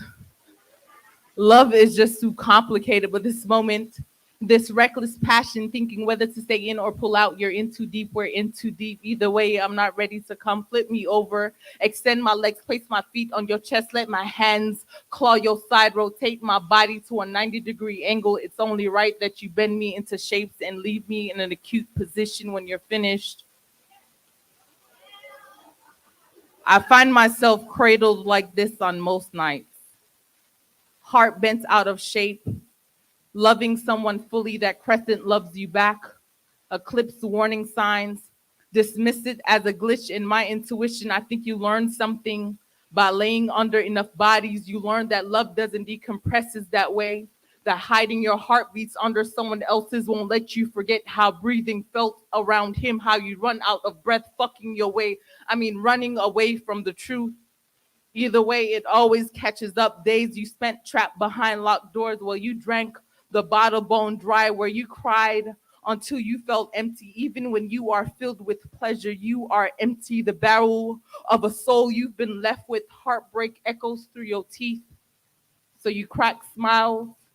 As a Black woman, I can't show up broken, so I mend this mosaic of a body with orgasms, moans, shallow after calm conversations. I became numb after a while, drowning myself in busy if the bedroom was too far, but I guess anything is better than the truth.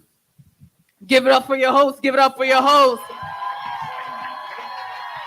That should be sexy than end in heartbreak every time. I could never do it. I just can't. All right, so keep it clapping. Keep it clapping. We keeping it moving. National Writing Poetry Month. Come on now. Give it up for Phil the Poet and Sage Green.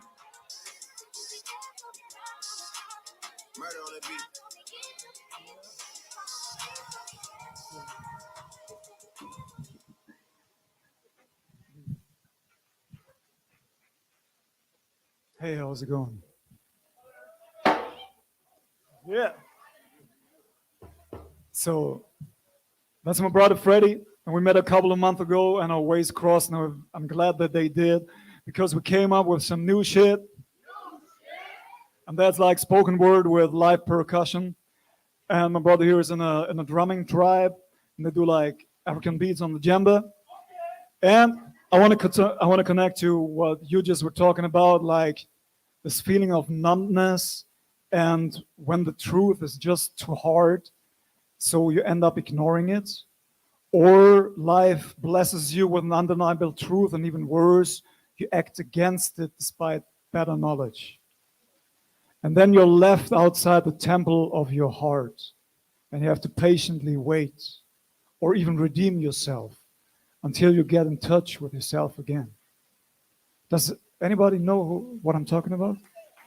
Okay. So this is called true to yourself. Can you grow out of all you once held dear? Lose a self you once felt near, because you've always dwelled in fear and smiled while you withheld a tear. Don't let me lose this love I felt, as true as it can be. I couldn't bear its loss, it would be way too cruel for me. Like first finding mercy, then losing the right to plead. Forever caught in that horror you had tried to flee. Where hearts turn black and cold, too dark for light to see. This fear of hell, it blends my sight, and Lord, it bends my knee. So grant me a way anew to be both I and free. If this needs a sacrifice or an offer of pain, please don't ask the highest price, as I won't ask for needless gain. And I won't waste any success for laziness or even less, as arrogance and blind excess are still residing in my chest. I want to form diamonds I reveal into remaining kinds of feel that serve as refuge and the seal for wilder thoughts that sometimes steal from all that I try to keep real, to sell it for the cheapest deal that covers up what needs to heal, an ever grinding wheel of steel until I make my proud self kneel. And I want to leave behind what can't carry me forth, because it's not its time anymore for what it's worth. Although this might not spare my heart, take my breath, tear me apart, and even feel like death. Without farewell, there is no start.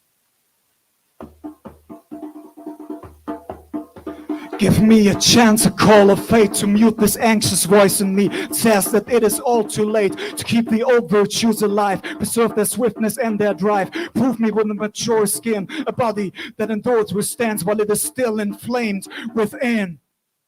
No, I can't go back in time to the past, but I want time to back me in the future, to make every second count, to find fertile ground on this new shore. To emerge, to emerge, to emerge, to emerge, to emerge from the burden of the past days into the vast grace that lies ahead, defies the dead ends of our fake attempts to make amends, because all sinners show grievance for the innermost demons who once were friends. Again, I want to emerge from the burden of the past days into the vast grace that lies ahead, that defies the dead ends of our fake attempts to make amends, because all sinners show grievance for the innermost demons that once were friends.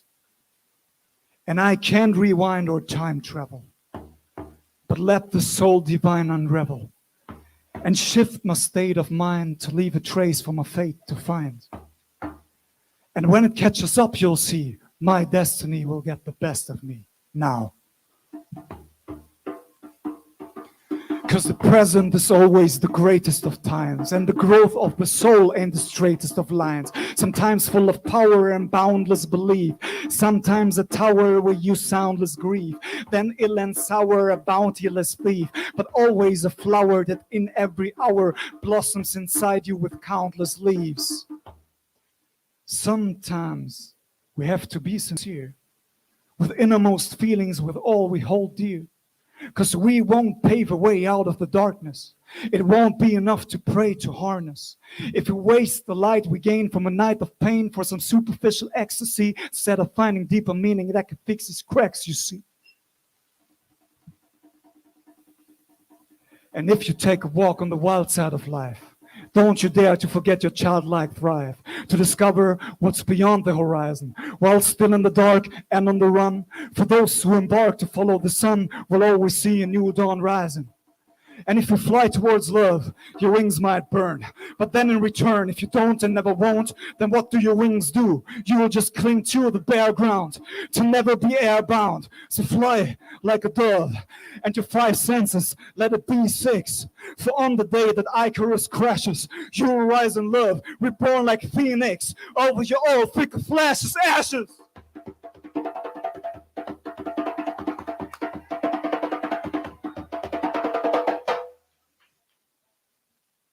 Well, it's the call of my heart. I can't speak for you as a whole.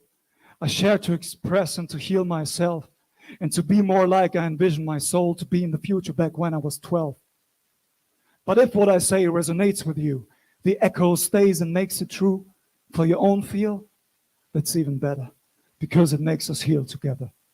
But it's not either the first or the latter, because as soon as I don't deprive myself of my needs, I will strive to walk my way till I arrive, and he and she who heals themselves heals and saves all of life.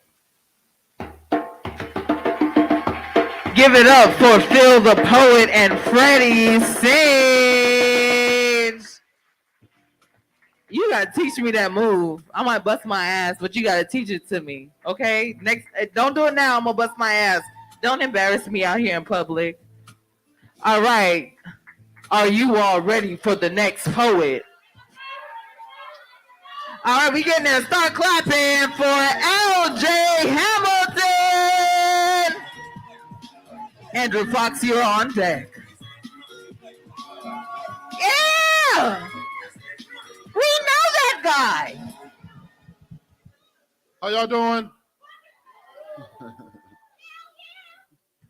Y'all all right? All right, so tomorrow I'm hosting a poetry event at Taylor's of Houston. It's called LGBTQ The Mic.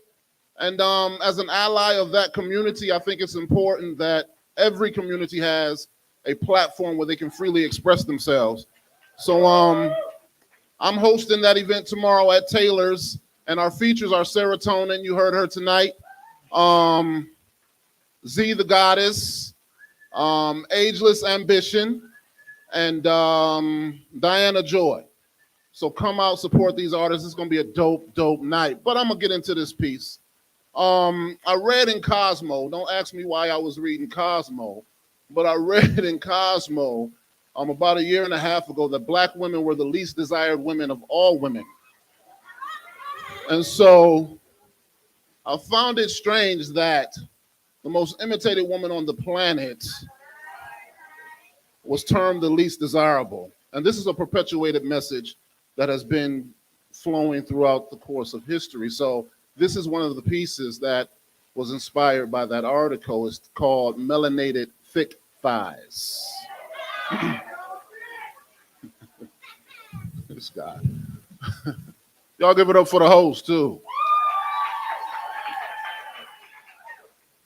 All right, here we go.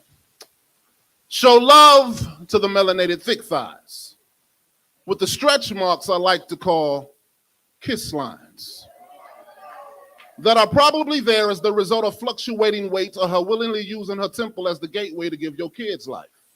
Applaud when her jeans don't fit right, or after she jumps to squeeze into them, they're still skin tight. That means her learning curves are like the perfect verse of a song that inspires you to live right. You know, be honest, be faithful, and let mastering her love language be how you spend mornings, and perfecting how you create love together be how you spend nights.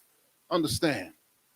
If she got ass for days and cheeks for weeks, that's more than a handful of reasons for you to be her peace. Leave them streets. Stay in her pulpit and preach relief until your sermon got her squirming and she gives you an orgasmic offering because you've earned it. And then squeeze her booty one more time because it's perfect. You see, it's proportionate to her struggle. That's how she got that juicy bubble. It's indicative of all the time she's had to hustle to make sure her household didn't buckle. Thick hips got all that muscle from the time she's had to run from trouble in the form of an abusive man who wanted nothing more than for her to crumble. Worship them thighs with intimate cuddles and let her know that whenever she struggles, you are there to be her balance and help her manage all that she juggles. Yes, she is the queen of multitasking. But in this moment, without her asking, you take the weight off of her shoulders and make sure that she is your focus. I understand. That booty looks good to you. But please be mindful of the pain it's caused from the unwarranted groping of strangers to catcalls and sexual assault, none of which was her fault. Be mindful of those times she's cried, wishing she didn't have those beautiful thighs, those hours per day she would exercise trying to tone them out of her life, those times she would wear clothes based on how much they were able to hide, and those times she would cry every time her inner thighs would collide. It's all right. Just tell her that because of who she is, you are made better. And then if she wants to sit all of that ass on your face, you better let her. And then provide pleasure until with the Spirit of God you connect her. Let her drown you in her nectar as you vow to always uplift, respect, and protect her. She deserves it. She is worth it. And when she asks that she make you feel good, you let it be known that you felt her, which surpasses good in every sense of the word. And when she asks, do I look fat? You say, nah. But that ass do. Now turn around and poke it out and show me what that clap do. Yes, make her feel good about something she doesn't always feel good about. Show love to the melanated thick thighs in ways that let her know you get it. Worship her body in ways that let her know you're different. For years, men have been telling us she's gifted, not understanding what the gift is. It's not the thick thighs, but it's the way that she uses them to walk into her purpose, finally realizing that she is God. And in every way, the Black woman is perfect. Applaud the poet, applaud the poet. On deck, we have Janelle. Wow, you talking about my thick thighs. I know it ain't that there, but you know, I'm thinking that. I done fucked around and forgot who's next. All right, start clapping, start clapping, start clapping. Andrew! What? Hey, you gotta shake a little thigh on the way up, okay? You gotta shake a little thigh, okay? Give it up for Andrew, y'all. I am extremely nervous. This is my first ever Hell yeah! We got a virgin to the mic. We about to pop your cherry. Can everybody hear me okay? I really hate mics. So it just made me more mic. Okay. Got it. So I've been sober for about 3 months now.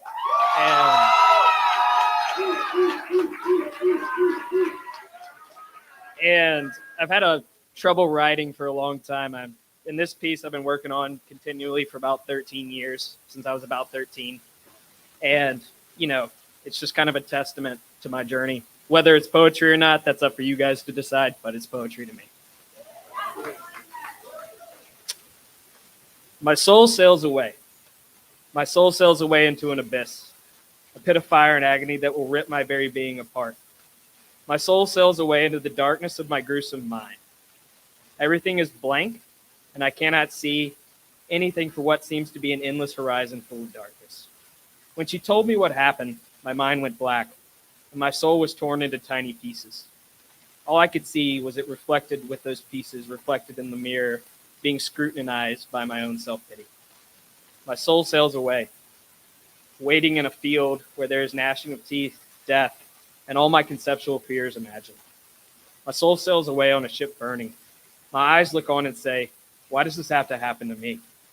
I'm in the jaws of death itself. My only remorse is feeling nothing.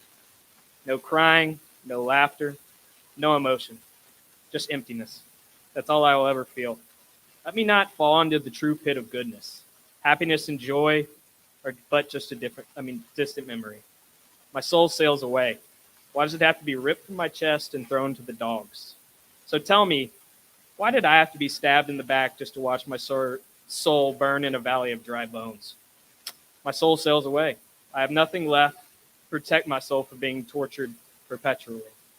All I have is my eyes to watch my soul sail away and my ears to hear it scream. I want to say that I've spent a long time dodging the pain that I've been, wearing a crooked smile and fighting my inner demons. But I remain hopeful no matter how good or bad, because that is what life is about. I've stared death in its eyes, I've stared hell in its eyes, and I've kept a crooked smile on my face for the last 13 years. I've spent every day putting on a facade that I've created for myself to hide my true emotions. But I've realized through self-actualization who I really am. And I'll keep running and crawling through life no matter what gets thrown my way, because I hope for a new day as the sun rises and falls. You can never know your true self to the day you look yourself in your soul and examine what is really trying to tell you. And today is the day I've completed a 13-year-long journey. My soul can smile. I live my life as one big cliche, but those cliches drive me to choose life. We are but specks of dust on this earth and become bright lights on whatever scale you want to be, whether that's making a difference in one person's life here today or the masses. Then we return to dust, for in life you bloom like a flower and you'll perish like a flower, but you'll be resurrected like the sun rising and setting every day. My journey is not ended. It really has just begun. My journey begins now on realizing that only loving and thriving is real. That's my mantra. I've awakened in my whole utter existence to the howling voices that manifested themselves in my daily lives and in ours, and I don't let them stop. I've worn the crooked smile of avoidance and utter self-pity. I've seen the steely grip of the innermost circle of hell encasing me in my own world of despair. But I say once more, I'm realizing that only loving and thriving is real, and this allows me to crawl, then walk, and then gallop through life soaring high above the utter emptiness that I call myself and the shell of my own existence. And I shine that ever so bright light of my soul that has never sailed away and sense of self that has never stops evolving. I will leave with this. I was crawling through a valley of bones where the burden of my conceivable fears and insecurities consumed me. Now I'm walking that blissful and cool field with the sun shining on my face, ready to live life, choose life, and to feel the rising of that welcoming sunset that I call my existence. Thank you. Give it up for Andrew, y'all. Give it up for the Andrew. Macy Jade, you are on deck. Keep it going. Keep it clapping. Give it up for Janelle G. Hey, guess what? Hey, pretty bunny there. Hey, wow. My knees don't go that low. My knees do not go that low. It don't.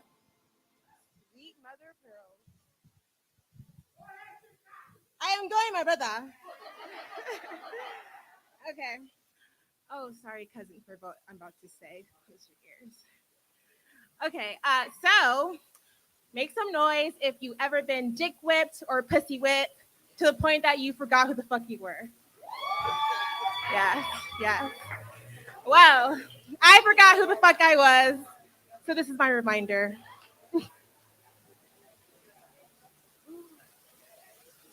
Okay.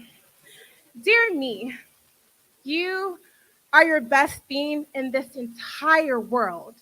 You are compassionate. You are fine as fuck. You are extremely awkward, but in a very cute way. You are the quiet one that everyone needs to watch out for. You are you. You are Janelle Albanuju Ijamaduru Gatson.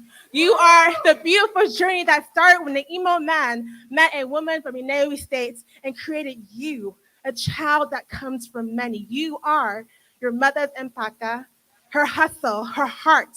When she birthed you, she blessed you with a name to remind you that you are God's gift. You are the things your father wished he could be. Because when he looked at you and all your successes, it reminded him of all his failures. So don't concern yourself with the man that's too prideful to be next to your greatness. You, yes, you are Dr. Martin Luther King Jr.'s dream. You are the Black excellence that Malcolm X strived for. You are the walking portrayal of every Maya Angelou poem, all combined into one theme, the beautiful theme that you are. You is kind. You is smart. You is important. You matter. You are not worthless. You are not just a body for useless narcissistic assholes to fuck and leave. You are not a burden. You are not your depression. You are worthy. You are deserving of love, laughter, and orgasms. All the orgasms. You are allowed to live because you are God's gift to this world. You are vital.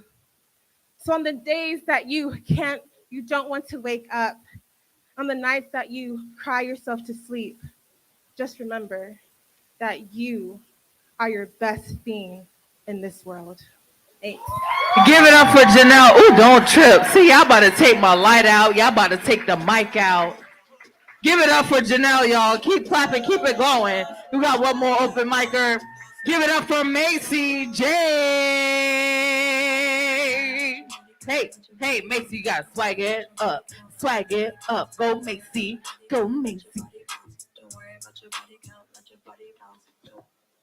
Hi, I'm Macy. My crooked bathtub reminds me of tripping off mushrooms. Fumbling eyelids reveals a white tub rocking through. Some light head from forceful head leaves my body too weak to resuscitate, which leaves my bed to clean up the mess of a libidinous mind in between my thighs. I always get too high, feeling buzzed with spite. You right, but I don't buy that dress. Too fly, too fly, too fly. It's like this space has always been safe for me. A place unpopulated, empty seats between the pleats. Sun shining through the cracks, forget the small things. Like when mama pat me on the back, break a promise, never will I go back for so long. It's just a piece of paper. That shit won't last, it's so wrong. Relationships are made up. Matter of fact, you don't spit. That real shit made us hate them. But behind closed doors, you brought us just to break us. I don't mind my mind been bribed with diamonds. And I don't mind my cries been hushed with hundreds. Now these tired eyes work to crush the dope up. And you damn right, I've been smoking dope since I was skipping rope. Cause I grew up being told, stop your crying. We don't cop out, we cop houses. So he went and fucked around and made them card houses. So I can't be bouncing, better take a hold of that shit. This girl growing, better take a little action. This faction list, always back to this, that list. I wish what I want you won't know, and who I am you won't know. So you better go and take your own notes. Come on, criticize. Now you gotta do better. Don't skip my eyes, cause they fill with lies, and you can tell that, cause that's that authority. My whole life been praying for authenticity, praying to who I'm not sure it ain't clear to me, but it is clear to see that grass ain't always green. Yell at me one more time for the people in the back. You just lacking the argument what it takes to speak. My racks stay stacked in case I think it's time to leave. Like loud, I'm packed. Watch the preconceived release. These thoughts of breeze, writing them down with ease.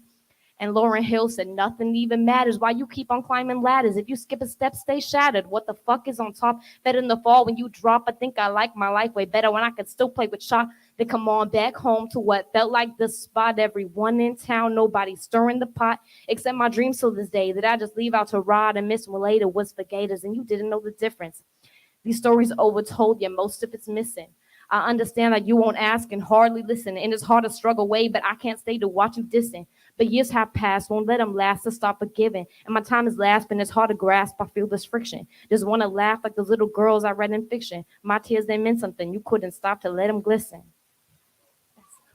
Give it up for Macy, y'all. 1, 2, 3, and to the 4. I ain't listened to that growing up. I learned that 3 into the boat. I can't do it. Wow. Are y'all ready for y'all feature tonight? Right. I'm excited. Our feature is here in the building. So what I said earlier, right? I need that same energy. Okay, so when I look to my left and I look to my right, let them know I need that same energy. Say it with me.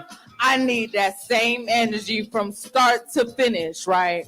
So when I say start clapping, somebody said earlier, like you about to get your income tax threefold, okay? Start clapping like Joe forgave them loans. Start clapping, start clapping, start clapping. Give it up for your feature. Khalid, the future!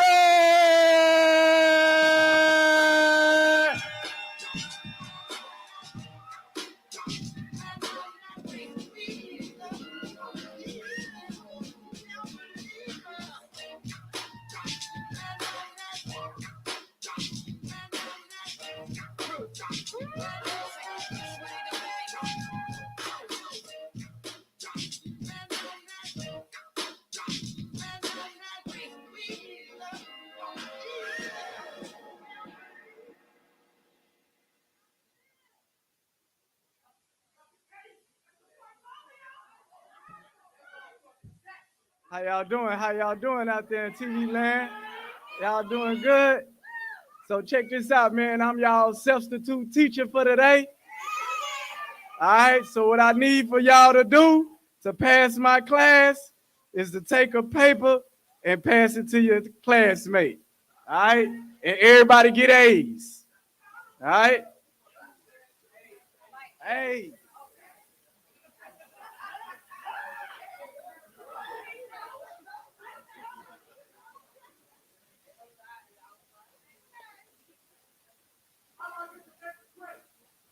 All right, I got you. Anybody want to get extra credit? All right, so what I need is throughout the night, I'm going to need a student that's not scared to stand up and read out loud. Oh, shit. Half of y'all can change y'all mind. Right? Okay, so here we go.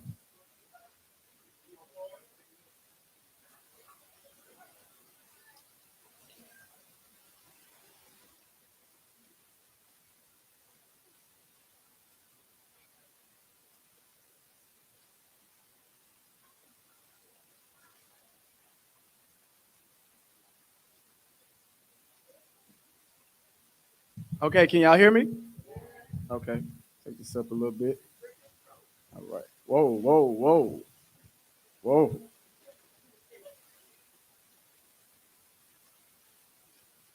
There's rules in my class. It's either my way or the highway.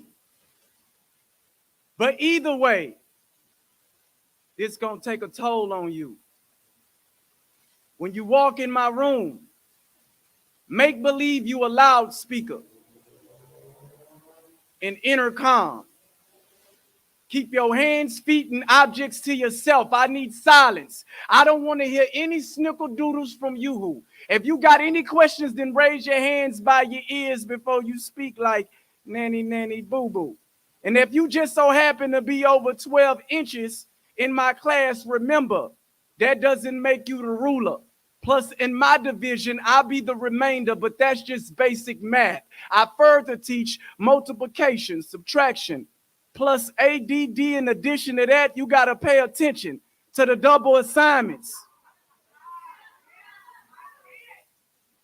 You got to pay attention to the double assignments, because in order for me to teach the youth, you know, you got to add a lesson. So crawl before you walk. And if you outgrow the baby gaps, then you should stay in children's place. Life.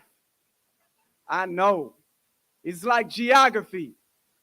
I got the whole thing mapped out. Deductive thinking, problem solving. I can teach you how to figure it out in your head. Never let others push your buttons. You're not a calculator. Though you may think you got all the answers in the palm of your hand, like when you cheating on exam, but don't risk it. If things get out of hand, you can always count on your fingers. That's the rule of thumb. I pinky swear that not only the wizards can teach students to spell. Scientifically, the two moralistically are interchangeable in class. Like respect your dad. He's the father of time. Respect your mother's nature. She did the impossible at times, like she carried you for 9. But even teachers know in simple mathematics you can't carry a 9. Look, don't try to simplify because even that's odd. How the world tell you the sky's the limit, but then you can be an astronaut or a scuba diver. But be careful.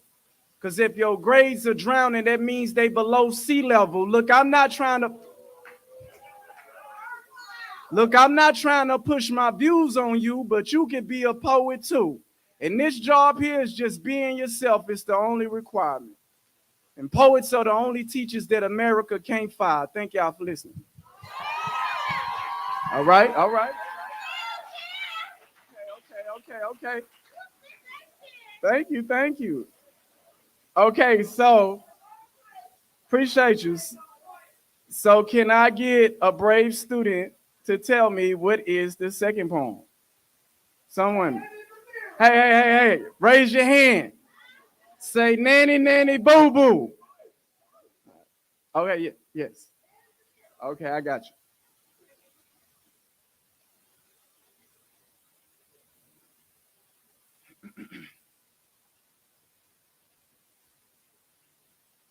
I known him all my life. We go back since Goldfish and Pity Pat, but lately he been acting brand new. And the way he moving, you would think we were never really that cool. I first caught sight of him at a poetry venue. He be following me around. I spot him out the crowd, casually, strolling, shaking hands with my friends. Wow. My oldest son, teacher Kyle, saying he be making pop-up appearances at homeroom bell. Nah. Before you say I'm lying, keep your opinions to yourselves. It said no avail. I got it all on voicemail. That's not where it ends. I seen him drive past where my girlfriend lives. Yeah. You know, I was thinking the same thing too. But let her tell her she has no idea why I'm feeling so insecure. For real. He got me questioning her about our relationship skills, but that's another story. So let's fast forward to the day he popped up at my job. Yeah. I can see him in the break room. You know, fake fraud in front, and he got everybody fooled, but not me though. I'm not saying this out of envy or jealousy in one bit. He's just not the same nigga I went to school with. Not to mention, I put this on the Declaration of Independence. I approached him like a man, you know, face to face by the male's restroom, like, what up, dog? Man, what up to do to you? When he turned his back to me, I must have lost my cool. I closed my eyes and balled my fists, and from out of nowhere, he pulled the gun from out of nowhere. The mirror aired by the sink. We tussling. I look up and I think, looking up at the dude like, you used to be my childhood hero.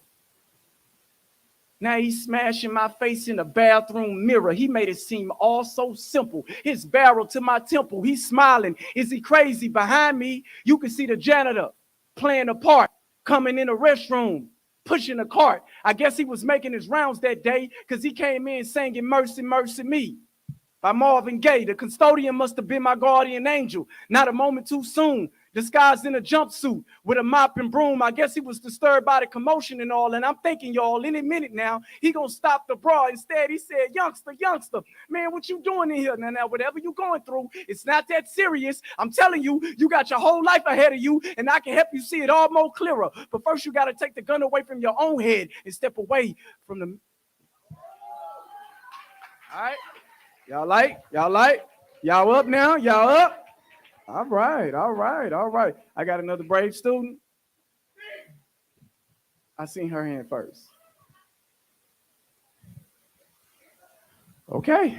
Whew.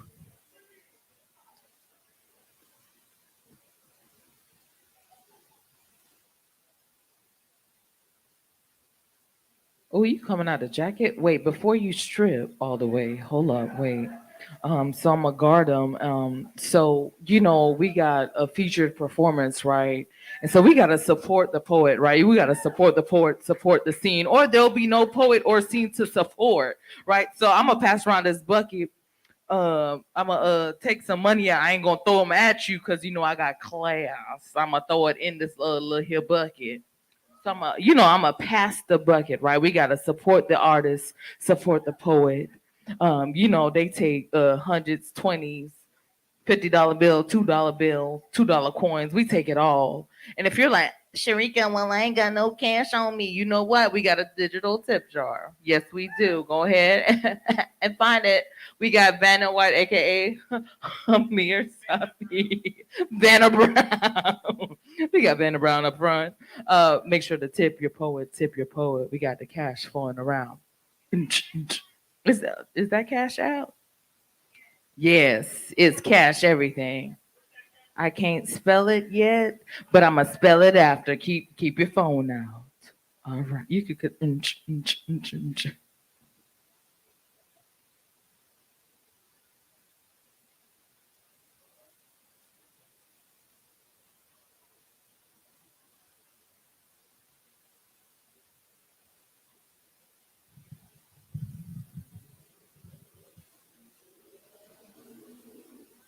Can I get a shh on three? 1, 2, 3.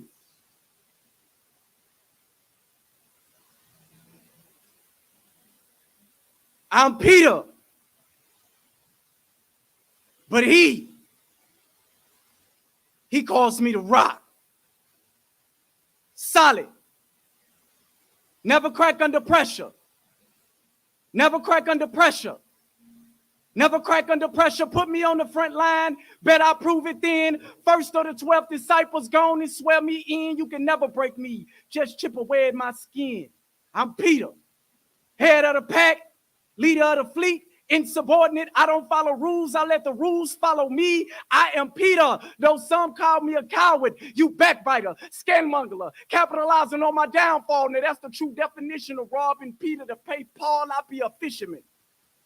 Jesus cast out the heathens, and I reel them in. Can somebody shut this rooster up? I'm trying to talk here.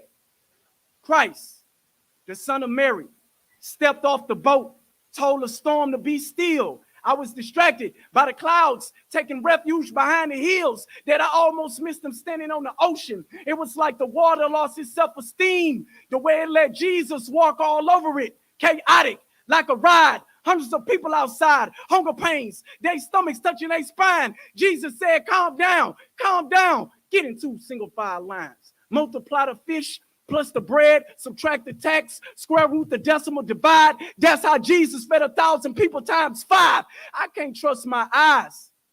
It was something like the sentiment. Jesus dug up a grave, reassembled the ligaments, put the ankles below the knees, rotate the elbows back in their socket, put the ribs above the hips, and lock it. Place the skull on with a twist. Make sure the collarbone in line with the wrist. Add the muscle. Apply the skin. All the king's horses, all the king's men couldn't stop Jesus from putting Lazarus back together again. I seen a decrepit approaching Jesus. Limbs, deformation, skin had lumps, decoloration. Jesus, the walking remedy. He had the man leprosy. He took the cataracts off the eyes that healed the blind, made the deaf man hear the mute man speak. God bless. He drew a demon out of man's chest. I seen that, cast it in a swine. Thou shalt not eat that. Can somebody shut this rooster up? I'm trying to talk here. The translation of turning the other cheek.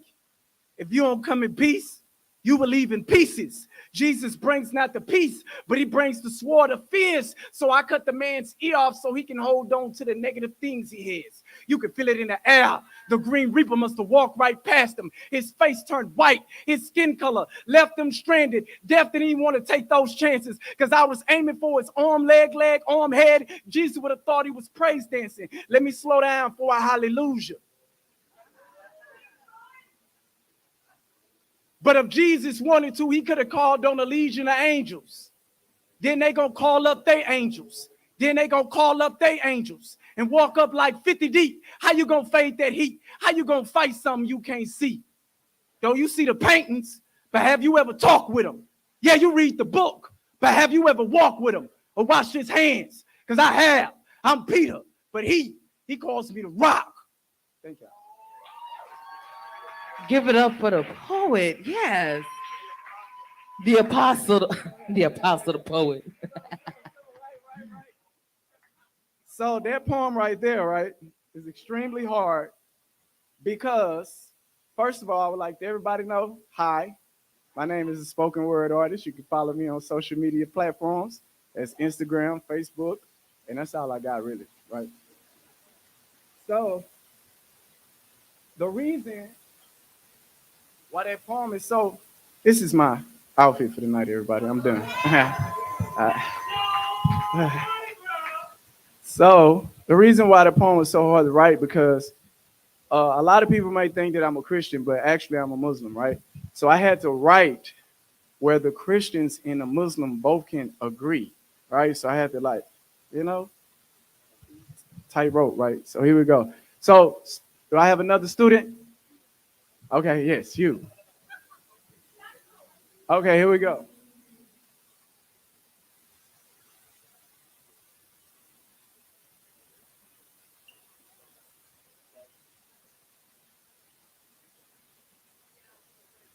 While he pulling out the briefcase, the offering bin is still going around. You can bless the poet, the offering plate is still being passed around. The digital plate is also open.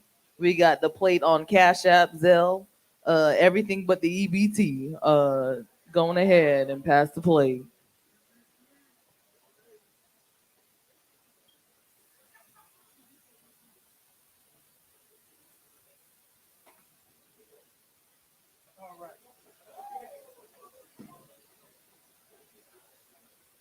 All right.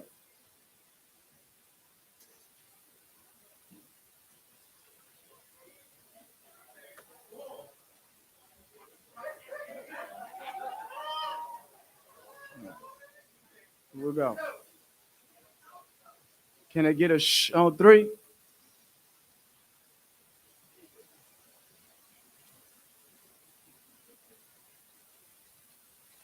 Screw the barrel and a shaft and insert the clip like this.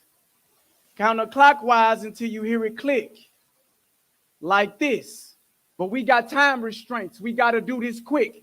Gunmen, you got a 30-second window before we got to grab our stuff and split. I need you not to jam, not to stall. Better yet, let me see you pull your own trigger. You worthless piece of iron. You fed stuff out. You just a tool to make temperature rise.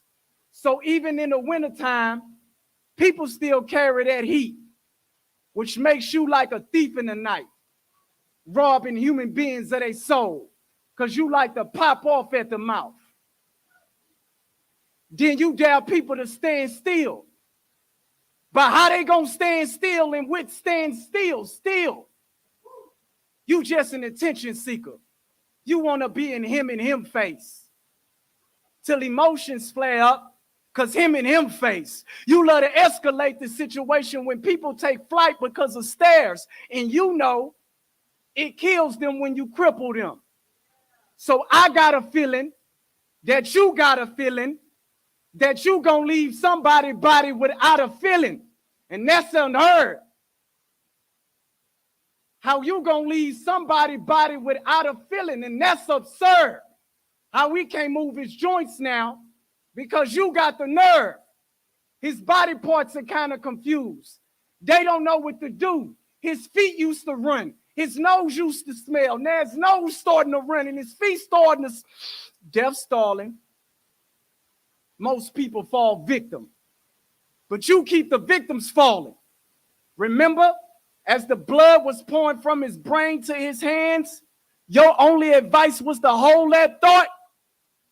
How considerate for his crimes. Even the therapists agree. You the reason why people lose their minds, and that's crazy. How the bullet's still in the kid and left the kid napping. But what's even crazy is how when you still in the kid, it's considered kid. Look, gun, I do the talking. Stop cutting me off. I don't care who you are. I don't care where you've been. See, that's what happened. You give a penny for their thoughts. They put their 2 cents in. Wait your turn when my speech come. It's amazing to see how this gun keep jumping the gun. I review it. You would never run out of ammo when your victims are sweating bullets. So tell me, how we supposed to get over the hurdle when the police would never convict you because they keep letting you get away with.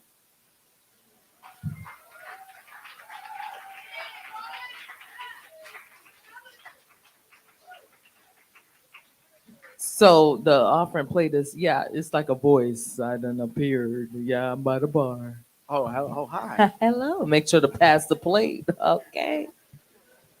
Okay, y'all, now I can relax. Anybody else? Okay. Well, you got an A+. Okay, here we go.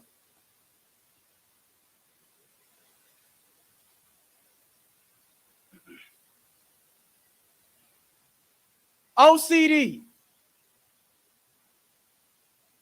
And I don't know who to give my gratitude to. Her, me, her parents, a God. Because for me, this is this hard. How can I please her when I got this disease and it ain't autism, it ain't cancer? No, I'm not an asthma patient, but yet every time I get around her, she's breathtaking. Literally so. And I'm sure if you ask her ex, he knows. Furthermore, how can I explain this to everybody in the audience without you thinking I'm going crazy, I'm seeking attention, or I'm spazzing out when I tell you this girl here is so beautiful? From the inside out, I say this with honors. She's my obsessive compulsive disorder. She's the question, the answer, the multiple choice, all in one. Should I talk about her mind?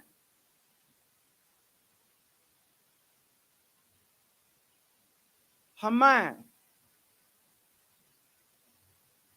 I just love the way she thinks.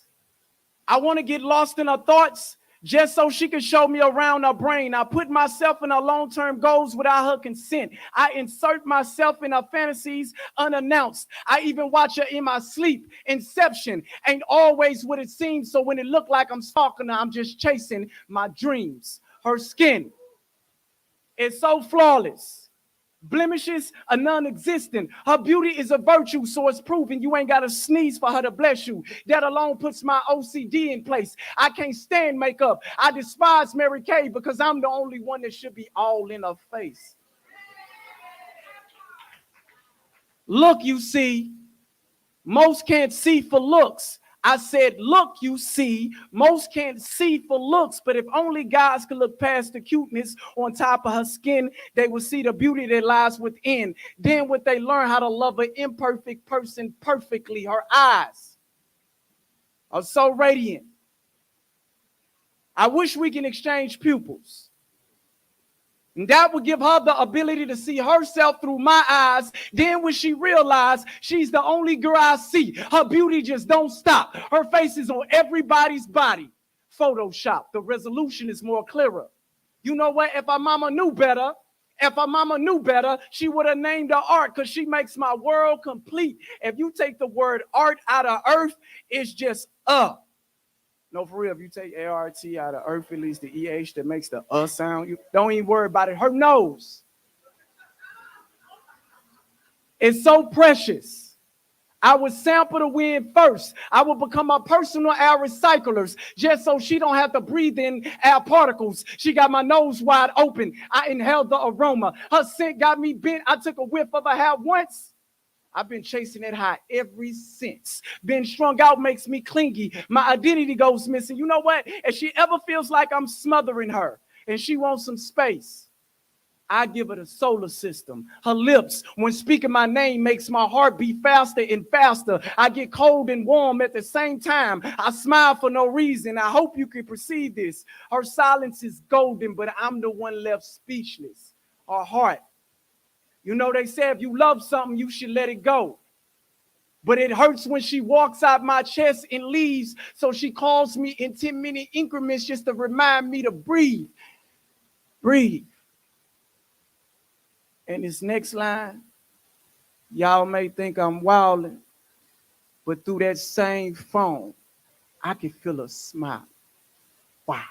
If she was to ever break my heart in two, take those parts and break those parts in two, take those parts and break those parts in two, I would still love her with all the little pieces because we were meant to be together. Just X time. The space between her fingers were created to lock with mine because close enough, it's never close enough. I need more than an embrace. I need her pores to sweat my DNA. Her hips. Her hips.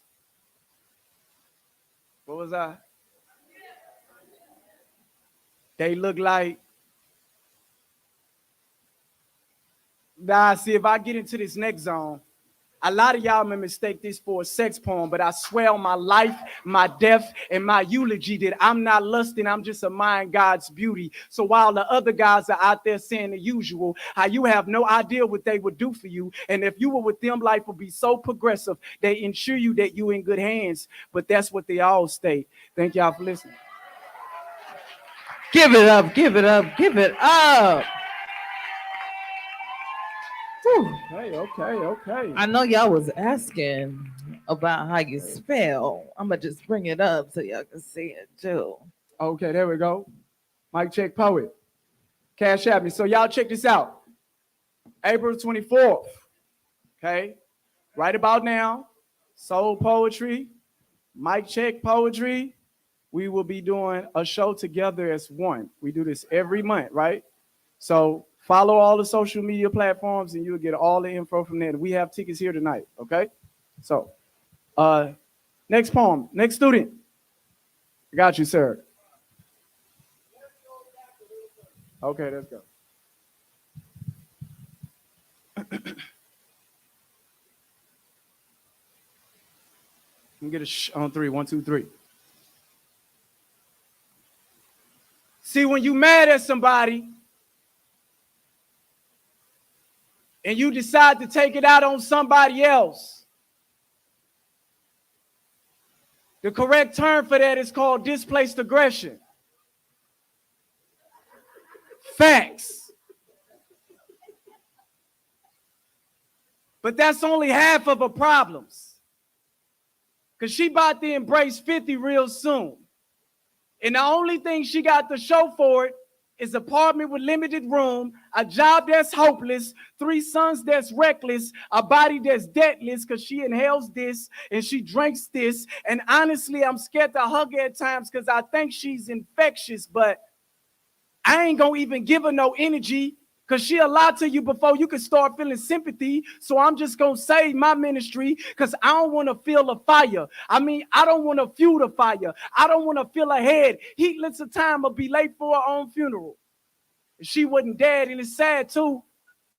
Friends and loved ones told me how she was in school. She used to get a nurse the blues. College just running from Prairie View all the way to Florida. She kept straight A's even if it took being in after school tutorials.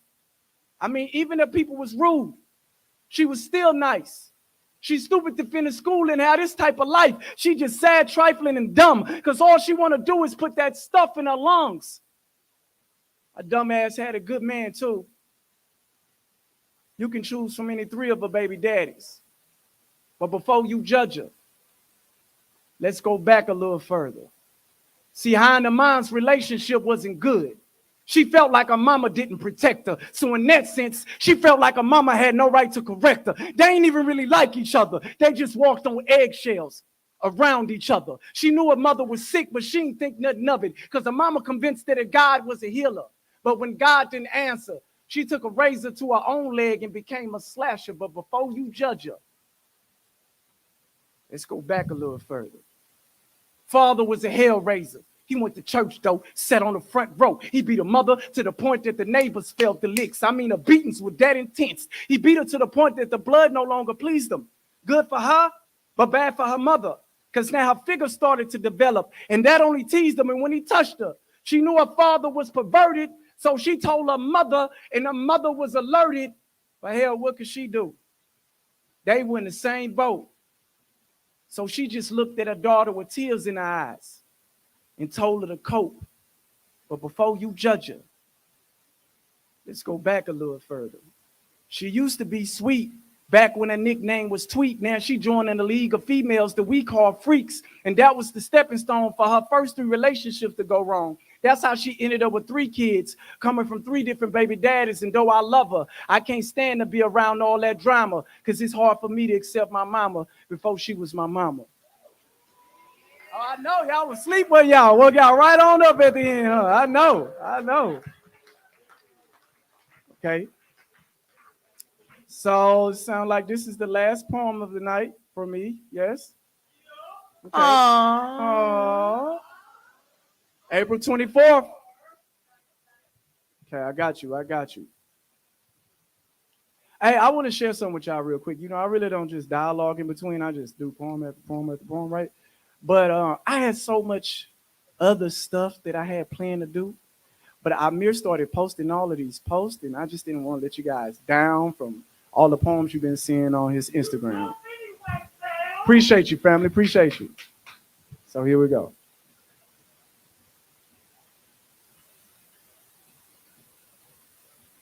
Let there be light. God was the first poet to recite in the garden where the path is smooth because it's easier for your friends to walk on their bellies than to slither in your shoes, but I know the type. That's why I'm prayed up in the night. And I use my scriptures to get at him to even the scores, but you focus on the devil's troubles and not how I just taught you how Adam and Eve is the first couple. Whoever said Adam was handcuffing should be beaten. Because I know Adam was in the garden his last rib like, I ain't done eating, so let me recreate the same story. Just the Garden of Eden is out. It was him, her, and he. So you don't know what they're cheating about when Shaitan broke down every Adam to even it out and what he put together. Let no one tear it apart. Ladies, that's the plan. God said it best. All you need is amen. But the world I live in is full of snakes, roaches, and rats. So I stay apart because looking around, my whole life starting to look like Noah's Ark. But that ship is sailed. But what about hell? You know, the scriptures teaches us that if we don't get our lives together, our burn's going to be 3rd degree, like we working on our masters from the master who is the forever eye. His vision is never blurry. God is all seeing. He's a visionary who vision varies from Sodom to Gomorrah. Before God threw rocks from the skies for their crimes, he took their eyes, snatched that vision from them like he was literally robbing them blind. Then he set his sights on Pharaoh and Moses. They were like brothers, just opposite of one another. But sometimes in relationships, you grow apart. The sacrifice is made for the higher cause. Pharaoh understood that, but Moses had to split the sea because sometimes, you know, you got to take a step back to look at the situation different. But Moses had to split the sea. Then after, everybody wanted peace. Reading the Torah, even the Israelites wasn't cool with the beef. Holy cow.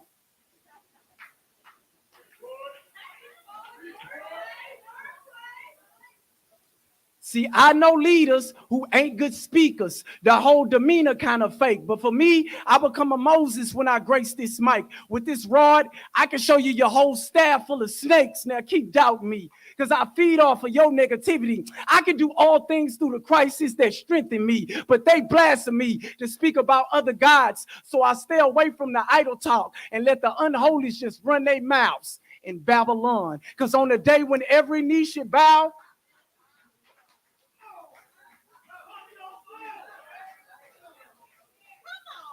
because on the day when every knee should bow, so unbelievers, please be patient. Because on the day of judgment, God gonna raise the dead like a standing ovation. And that's not a threat. God, I'll be obliged. I'm showing them through me for you that when you cross God, that's how you get to the other side. Now stop throwing your rocks at the prophet. Take a look at yourself. Muhammad ain't got a statue named after him, so you can't stone him to death. See, when I know. See, when I speak, it be so scary. I know. See, when I speak, it be so scary. You can ask Jesus, the son of Mary. The people you help treat you so grim. They'll see you walking on water and say it's because you can't.